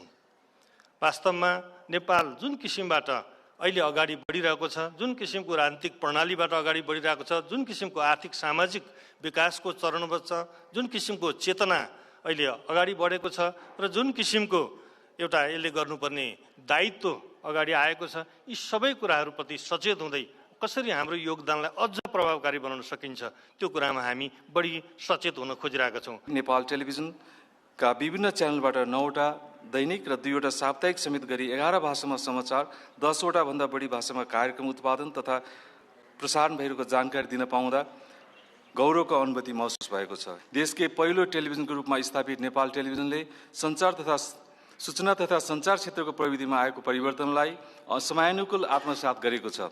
यसै क्रममा अहिलेको डिजिटल प्रविधिको प्रयोगलाई उच्चतम बनाउँदै आफ्ना उत्पादन र प्रसारणलाई व्यापक रूप स्थापित गर्ने प्रयास गरिएको छ। राज्यको सारथीको रूपमा आफूलाई स्थापित गरिसकेको एउटा स्थापित संस्थाको रूपमा आज हामी यहाँ छौं र यहाँसम्म आइपुग्दा आजको दिनमा रेडियो नेपाल र नेपाल टेलिभिजन संयुक्त रूपमा एउटा संस्थाको रूपमा परिवर्तन भएको छ। एउटा गर्वको विषय तपाईहरु माझमा उभिएर दुईटै संस्थाको प्रतिनिधिको रूपमा आफूलाई प्रस्तुत गर्न पाउँदा कर्मचारीहरूको तर्फबाट म गौरवान्वित भएको छु र हार्दिक यो राज्यप्रति, यो सरकारप्रति हार्दिक आभार पनि व्यक्त गर्न चाहन्छु। हाम्रा सामु समस्याका धेरै थुप्राहरू छन्, तिनीलाई कसरी चिरेर जाने, यो सवालमा एउटा टेलिभिजनको व्यवस्थापन, नेपाल टेलिभिजनको सञ्चालक समिति, कर्मचारीहरूसँग एउटा सहकार्य र सहमति गरेर अगाडि बढिरहेकै अवस्था छ। सार्वजनिक सेवा प्रसारणमा रूपान्तरणसँगै नेपाल टेलिभिजनको एउटा सदस्यको रूपमा हामीले हाम्रा जिम्मेवारीलाई, हाम्रा भूमिकालाई नागरिक केन्द्रित बनाएर अगाडि बढिरहेका छौँ। हामीलाई राज्यले निर्देशन गरेका, ऐन मार्फत निर्देशित गरेका कुराहरूका साथै नीति नियममा रहेर हामीले नागरिक केन्द्रित भएर पिपुल फर्स्ट भन्ने नारासहित हामी अगाडि बढिरहेका छौँ। 4 decades ago, a single black and white signal began telling Nepal's story. Today, as Nepal Television steps into its 42nd year, the country's pioneer broadcaster stands as a living archive of Nepal's journey, connecting communities, amplifying voices, and evolving with the times. Here is a report by Aprila Kising Lama. Nepal has marked 41 years of television broadcasting, with Nepal Television, NTV, celebrating its long journey as the country's first and pioneer broadcaster. Established on January 30, 1985, NTV has now entered its 42nd year, evolving steadily through the adoption of modern technologies and professional broadcasting practices. A special anniversary celebration was held at the NTV premises in Singhdarbar on Saturday. Nepal's Vice President Ram Sahaya Prasad Yadav, addressing the program, urged the public service broadcaster Nepal Television to strengthen the national voice and uphold democratic values, stressing the importance of responsible and citizen-focused broadcasting. पत्रकारितामा समावेशिता, समान अवसर र सबैको आवाजको प्रतिनिधित्व हुनु लोकतान्त्रिक मूल्य र सामाजिक न्यायको आधारभूत शर्त हुन्। कुनै पनि समुदाय वा नागरिकको आवाज उपेक्षित हुनु लोकतन्त्रको आत्मालाई कमजोर बनाउने कार्य हो। त्यसैले पत्रकारिता सबै वर्ग, भाषा, संस्कृति र भौगोलिक क्षेत्रलाई समान अवसर सहित प्रतिनिधित्व गर्ने माध्यम बन्नुपर्छ। विशेष गरी सरकारी सञ्चार माध्यमहरूको भूमिका अझ महत्त्वपूर्ण हुन्छ। नेपाल टेलिभिजन र रेडियो नेपालले राष्ट्रको आधिकारिक आवाजलाई जनतासम्म पुर्याउने जिम्मेवारी निर्वाह गर्नुपर्दछ। तथ्यपरकता, निष्पक्षता र विश्वसनीयता कायम गर्दै सबै समुदायलाई समान अवसर प्रदान गर्नु यसको दायित्व हो। नागरिकका समस्या, आकांक्षा र उपलब्धिलाई प्राथमिकतामा राख्दै जनताको आवाज बन्नु आवश्यक छ। During the ceremony, Nepal Television honored employees, district correspondents, advertising partners, and government institutions for their contributions to public service broadcasting. Long service medals were awarded to employees completing 20, 30, and 40 years of service, while scholarships were presented to children of employees for academic excellence. Recently transformed from a state-owned broadcaster into a public service broadcaster, NTV reiterated its commitment to national interest, public accountability, and public-centered service delivery. Currently, the broadcaster operates 6 channels, including the newly launched English language channel, NTV World, aimed at expanding Nepal's presence to a global audience. NTV has played a vital role in raising public awareness during national disasters and political transitions, while consistently promoting Nepal's cultural, linguistic, and social diversity. Through terrestrial transmission, its signal now reaches 52% of the country's geographical area and 72% of the population. Broadcasting daily news in 7 languages and weekly programs in 25 languages, Nepal Television continues to connect remote and underserved communities. As it enters its 42nd year, NTV has reaffirmed its commitment to inclusive, reliable, and high-quality public service broadcasting in support of Nepal's development and democratic values. In context of NTV's 42nd anniversary, we asked the general public what new aspects they have noticed in Nepal Television's news and programs since its transformation into a public service broadcaster. Let's hear what they have to say in today's Public Pulse segment.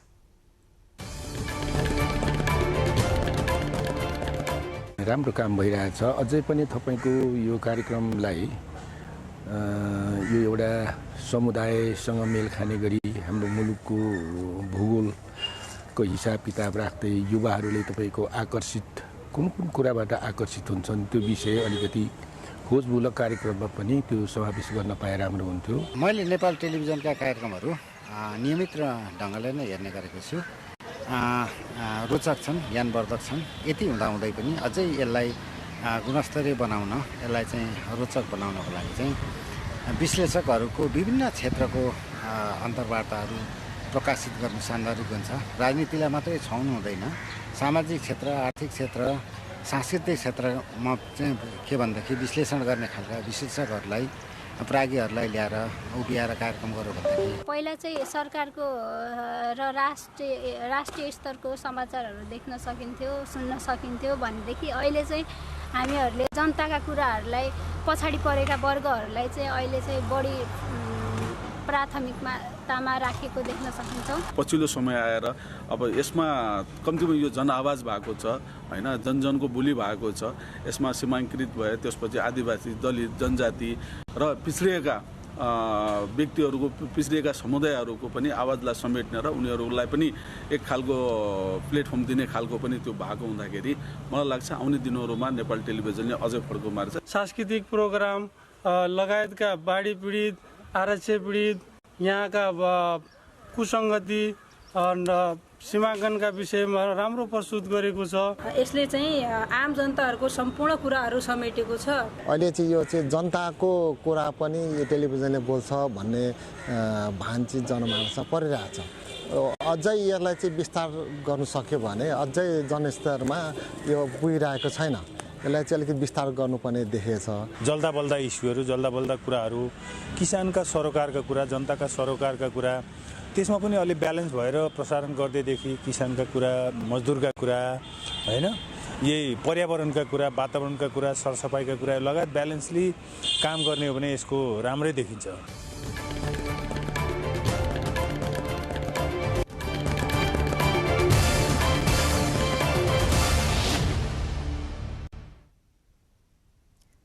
After nearly 6 years, the Nepal-India Jamuna border in Banke has reopened for third country tourists, easing cross-border travel and boosting tourism hopes. Also, Nepal's edible oil exports to India are surging, with soybean and sunflower oil shipments rising despite India's reduced import duties. We have more on this in our segment. Do stay tuned. Let's take a short break.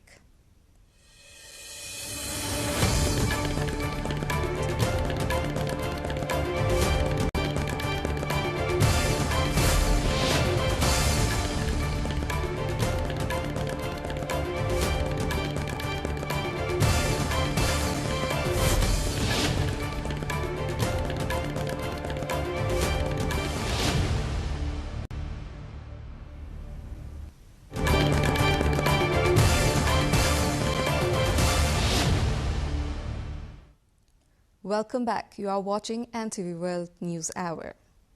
Now, movements of people from third world countries have resumed through the Jamuna border point along Nepal and India and Nepal's Banke district nearly after 6 years.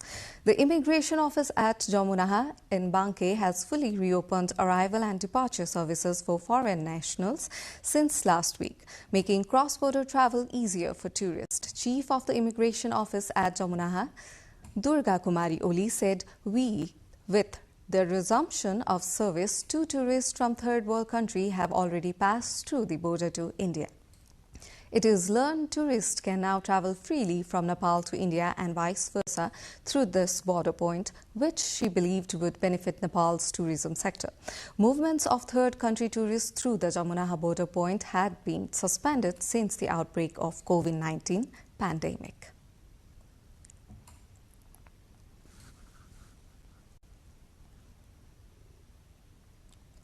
Despite India reducing customs duties on edible oil, raw materials, Nepal's export of processed soybean and sunflower oil to India have increased. Last year, India imposed a custom duty of 22.5% on edible oil raw material imports, which it has now lowered to 16.5%. In Nepal, imported raw materials are subject to 10% customs duty and 13% value-added tax. However, once these raw materials are processed and exported as edible oil, the customs and VAT are exempted. According to Devaki Nandan Agrawal, chairperson of the Revenue Committee at the Federation of Nepalese Chambers of Commerce and Industry, FNCCI, Koshi profits. Even with low profit margins, exporting processed soybean and sunflower oil to India has become viable.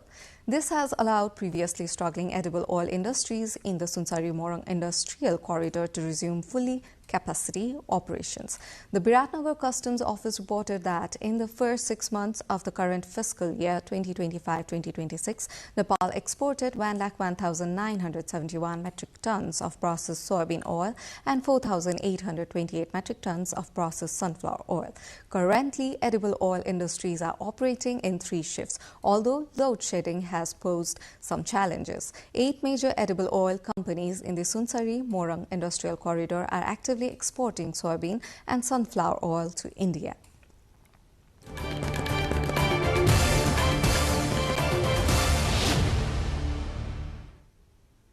That was our cover story of the day. Now to more updates.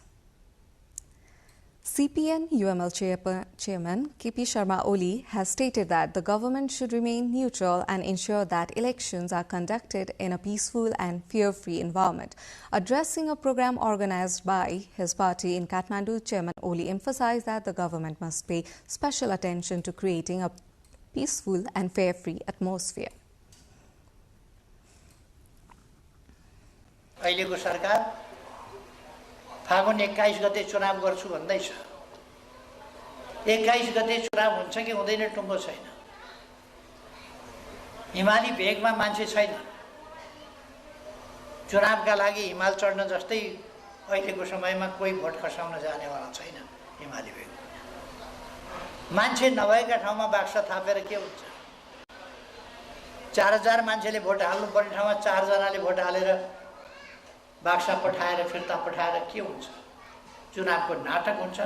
चुनावमा vote हाल्ने मान्छे छैन। उच्च पहाडी भेगमा, हिमाली भेगमा vote हुनेवालै छैन। फेरि पनि चुनाव गर्ने भनेर लागिरहेका। Nepali Congress's President Gagan Kumar Thapa has said the transformed Congress has moved forward with a determination to change the country. President Thapa emphasized that Congress will not compromise on democracy and social justice, adding his party will give special priority to zero tolerance for corruption and good governance. देश बदल्छु, देश बदलिनुपर्छ, देश बदलियोस् भन्नुको लागि त्यो बदल्ने जिम्मेवारी लिएको औजार पहिला आफै बदलिनुपर्छ। त्यो औजार बदलियो भने मात्रै बदलेको औजारले बल्ल नयाँ परिणाम दिन सक्छ। त्यसैले नेपाली कांग्रेस भित्र हामीले एउटा जोखिम उठायौं, एउटा संकल्प गर्यौं, हामी पहिला यो औजार बदल्छौं र नेपाली कांग्रेस पार्टी हामी बदलेर आज देश र नागरिकका बीचमा उभिएका छौं। Along the banks of Nepal's rivers lives the Bote community, a marginalized group whose traditional livelihood has long been fishing.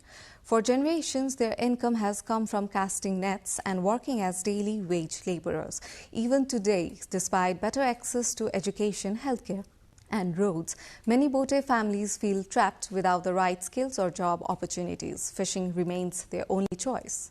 They live on land provided by the government, just 10 square feet per family, but long for official ownership documents. A small yet significant sign of security for land they have called home for decades. According to the 2021 census, there are 2,406 Bote people in total. Many hope that if the state prioritizes education and employment for marginalized communities like theirs, future generations could rise beyond fishing, gaining new opportunities and a better standard of living.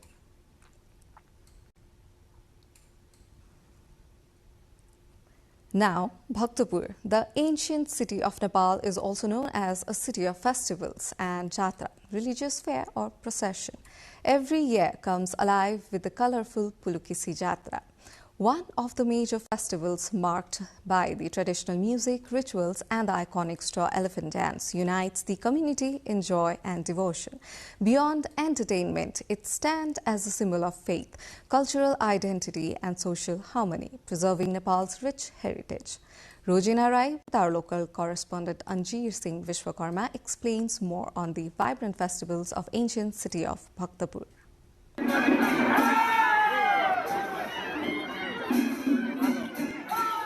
The ancient Newar city, Bhaktapur in Nepal's Kathmandu Valley, recently celebrated the Pulukisi Jatra, a vibrant fair and religious procession with great fanfare and devotion.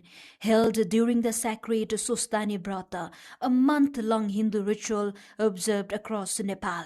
This festival is a living testament to the country's religious dedication and cultural richness. In the Newari language, Pulu means elephant and Kisi refers to the animal itself. The festival features a symbolic white elephant dance representing Airavat, the divine mount of Lord Indra.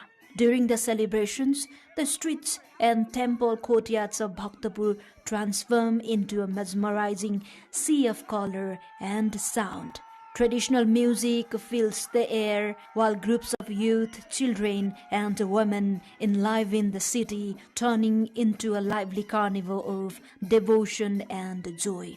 At the heart of the Jatra is the Pulukisi, a symbolic elephant crafted from straw and brought to life through a captivating traditional dance. Organized with the active participation of Bhaktapur's core Newar community, this performance is not only entertaining for spectators but also deeply symbolic. Cultural scholars note that the festival embodies more than mere festivity. It represents faith, purity, and social unity. Unlike other festivals in Bhaktapur, the Pulukisi Jatra holds a unique and special place in the hearts of locals there.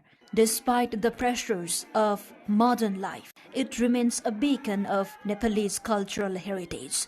Generations of families have celebrated it without interruption, and visitors from across the Kathmandu Valley and neighboring regions flock to witness this spectacular event of the year. Both locals and officials emphasize the importance of preserving and promoting such traditions, ensuring that the vibrant spirit of Nepalese culture continues to flourish. Rosina Rai with local correspondent Anjir Singh Biswakarma reporting for NTV World. We have more international news coming up next, but before that, a quick recap of headlines.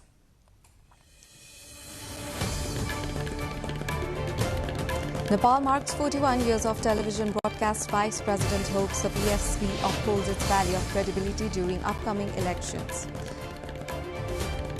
Nepal's Election Commission steps up efforts to curb violation of Election Code of Conduct, also unveils sample ballot papers for March 5 polls.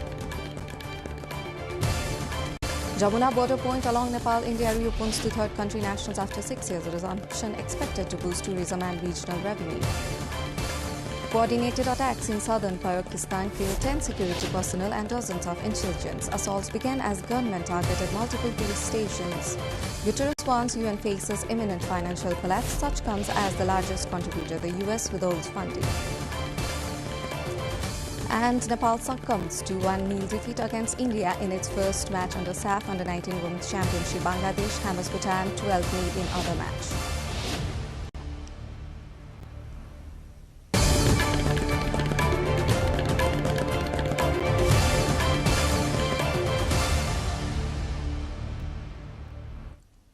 Now to more international updates. More than 200 people have been killed in mine collapse in Eastern Democratic Republic of Congo. The mine in the town of Rubaya gave way on Wednesday due to heavy rains. Lumumba Kambre Muyisa, spokesman for the North Kivu region's rebel governor, said at the time the death toll remained unclear. Women and children were among those mining coltan, a mineral used to manufacture electronics such as smartphones and computers at the time. Rubaya is one of a number of towns across North Kivu under the control of M23, who international observers say are backed by neighboring Rwanda.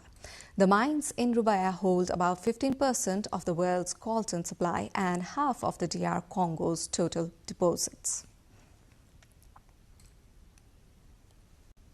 At least 27 people have been killed in a wave of Israeli airstrikes across the Gaza Strip on Saturday, according to local authorities. The Civic Defense Agency, which is operated by Hamas, says children and women were among those killed. It added that in one attack, helicopter gunships hit a tent sheltering displaced people in the southern city of Khan Yunis. Palestinians have described these strikes as the heaviest since the second phase of the ceasefire brokered by President Trump in October came into effect earlier this month. The Israeli military confirmed that a number of strikes were carried out in response to what it said was a Hamas violation of the agreement on Friday.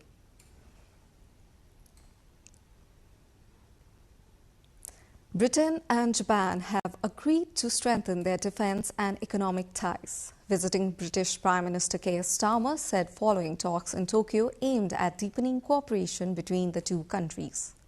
The agreement comes amid heightened geopolitical tensions and after Starmer's efforts to pursue closer engagement with China drew warnings from US President Donald Trump. Speaking after a bilateral meeting with Japanese Prime Minister Sene Takaichi, Starmer said the two nations had outlined clear priorities to build a deeper and more comprehensive partnership in the years ahead. He emphasized cooperation in defense, security, trade, technology and regional stability, describing Japan as a key strategic partner for the UK in the Indo-Pacific region. Precious metals prices have tumbled today after surging in recent days when investors sought a safe haven of doubt about Trump's policies. Gold fell as much as 12% at one point, retreating below $5,000 an ounce after hitting a record high near $5,600 on previous day. Silver, which on Thursday reached an all-time peak above $120 per ounce, has shed around 30% to about $82 an ounce. Financial markets have endured a roller coaster ride this week as traders weathered a weaker dollar, U.S. President Trump's threats against Tehran, the president's resumption of tariff threats, and a possible U.S. government shutdown. NASA officials are preparing to launch a crew to the International Space Station, a mission that is being closely coordinated as it is currently planned to happen within days of a potential Artemis 2 launch. There's a possibility that Crew 12 could get some overlapping space time with the Moon team, a prospect that ISS astronauts say they would enjoy. Astronaut Jessica May said, underscoring the broader significance of the mission, said the mission belongs to everyone who helped make it possible. Sure. Of course, we are all thrilled about the launch of Artemis. We are very excited to see how this will all play out so we can watch our friends and colleagues go to the moon.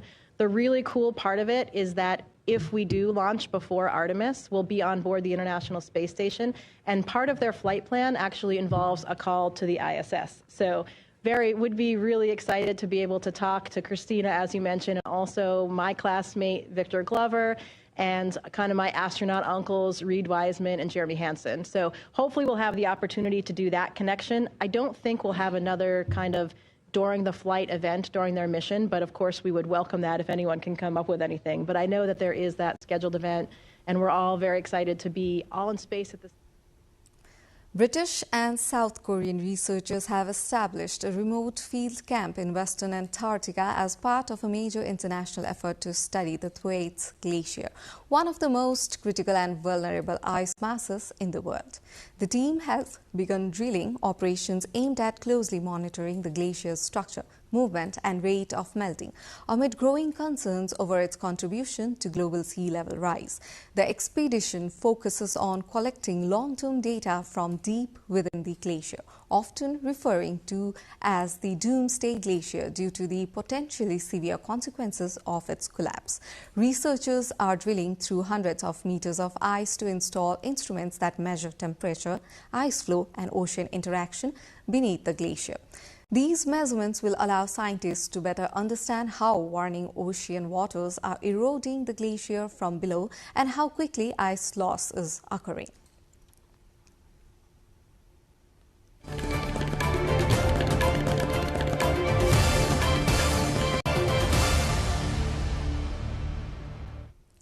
Those were the latest updates from International Front. Now to the updates from business.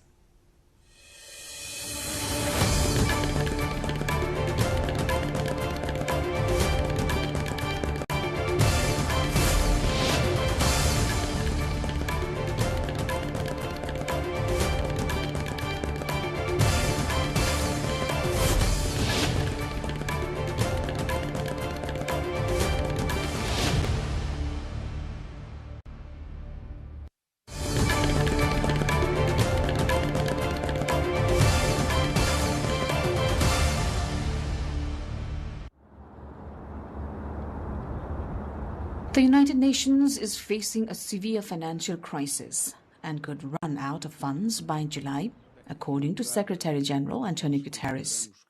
This he attributes to many member states failing to pay mandatory contributions. The situation worsened after the US, the UN's largest donor, refused to fund regular and peacekeeping budgets and withdrew from several agencies, while other countries are also behind on payments. A UN rule requiring refunds of unspent funds even when money was not received has compounded the shortfall, forcing the organization to return hundreds of millions it does not have. Cost-cutting measures like turning off heating and escalators are already in place. The funding crunch is affecting operations worldwide, including cuts to human rights investigations, maternal health clinics, and food aid. Guterres has stressed that without full contributions or financial reforms, the UN's system integrity is at serious risk. India's economy looks strong ahead of the 2026 budget, with projected 7.3% GDP growth, inflation under 2%, and the country set to overtake Japan as Asia's second-largest economy. Robust agriculture output, tax cuts, and strong consumer demand have created a Goldilocks phase. However, challenges remain. Job creation is weak, especially in IT and white-collar sectors due to AI disruption. Exports are constrained by 50% US tariffs. Corporate investment has stalled at around 12% of GDP for over a decade, and foreign direct investment is extremely low at 0.1% of GDP. Finance Minister Nirmala Sitharaman is expected to focus on reforms, fiscal discipline, and support manufacturing, MSMEs, and exporters, maintaining capital expenditure at 3% of GDP while avoiding large tax cuts or major stimulus to control the deficit and continue deleveraging. Tesla reported its first annual revenue decline, with revenues down 3% in 2025 and Q4 profits falling 61%. The company's ending production of the Model S and Model X to convert the California plant for humanoid robot Optimus production, signaling a shift toward AI and robotics. The move comes as China's BYD overtakes Tesla as the largest EV maker. US EV subsidies decline, and Musk's political involvement has alienated some customers. Following UK Prime Minister Sir Keir Starmer's visit to China, 7 new Labubu doll shops will open in the UK this year, including a flagship on Oxford Street, with 20 more planned in Europe in 2026. Pop Mart, the Chinese company behind the dolls, expects to create 150 new UK jobs. The visit also secured £2.2 billion in export deals, including a tariff cut on Scottish whisky worth £250 million over 5 years, and a European headquarters for car maker Chery in Liverpool.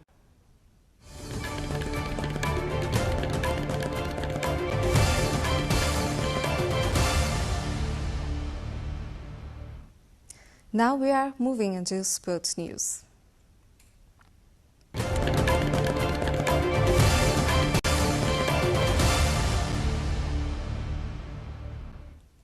Pooja Mahato has been named the new captain of Nepal's women's cricket team. The Cricket Association of Nepal CAN today announced a 15-member squad for the ACC Rising Star Women's Asia Cup to be held in Thailand from February 13 to 22.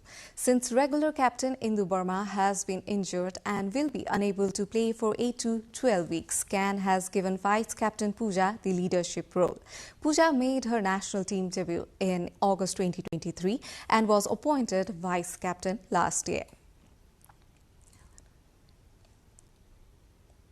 Elena Rybakina inflicted further Grand Slam final heartbreak on world number 1 Aryna Sabalenka with a dramatic third-set fight back to win her first Australian Open title.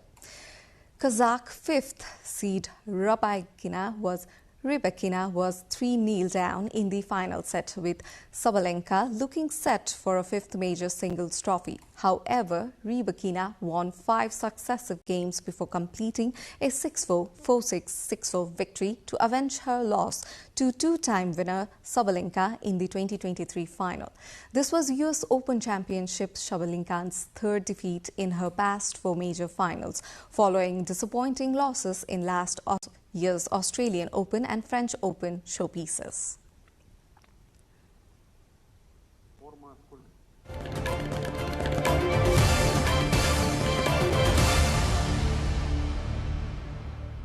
Now the weather details, first from Nepal and then across the world.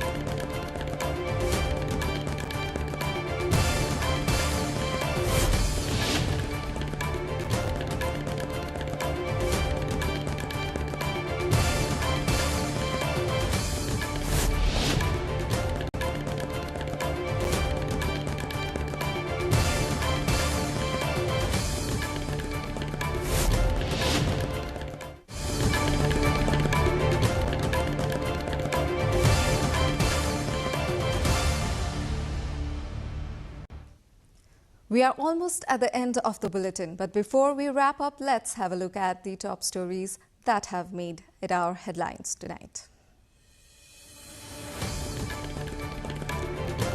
Nepal marks 41 years of travel television broadcast. Vice President hopes the PSB upholds its value of credibility during upcoming elections. Nepal's Election Commission sets up efforts to curb violations of Election Code of Conduct, also unveils sample ballot papers for March 5 polls. Jamuna border point along Nepal-India reopens to third country nationals after 6 years. Resumption expected to boost tourism and regional revenue. Coordinated attacks in southern Pakistan kill 10 security personnel and dozens of insurgents. Assaults began as gunmen targeted multiple police stations. Guterres warns UN faces imminent financial collapse. Such comes as the largest contributor and US withholds funding. And Nepal succumbs to 1-0 defeat against India in its first match against SAF Under-19 Women's Championship. Bangladesh hammers Bhutan 12-0 other matches. That's all here for the moment at NTV World News Hour. I'm Suveksha Rajak and thank you for staying with us here tonight. Have a wonderful evening ahead.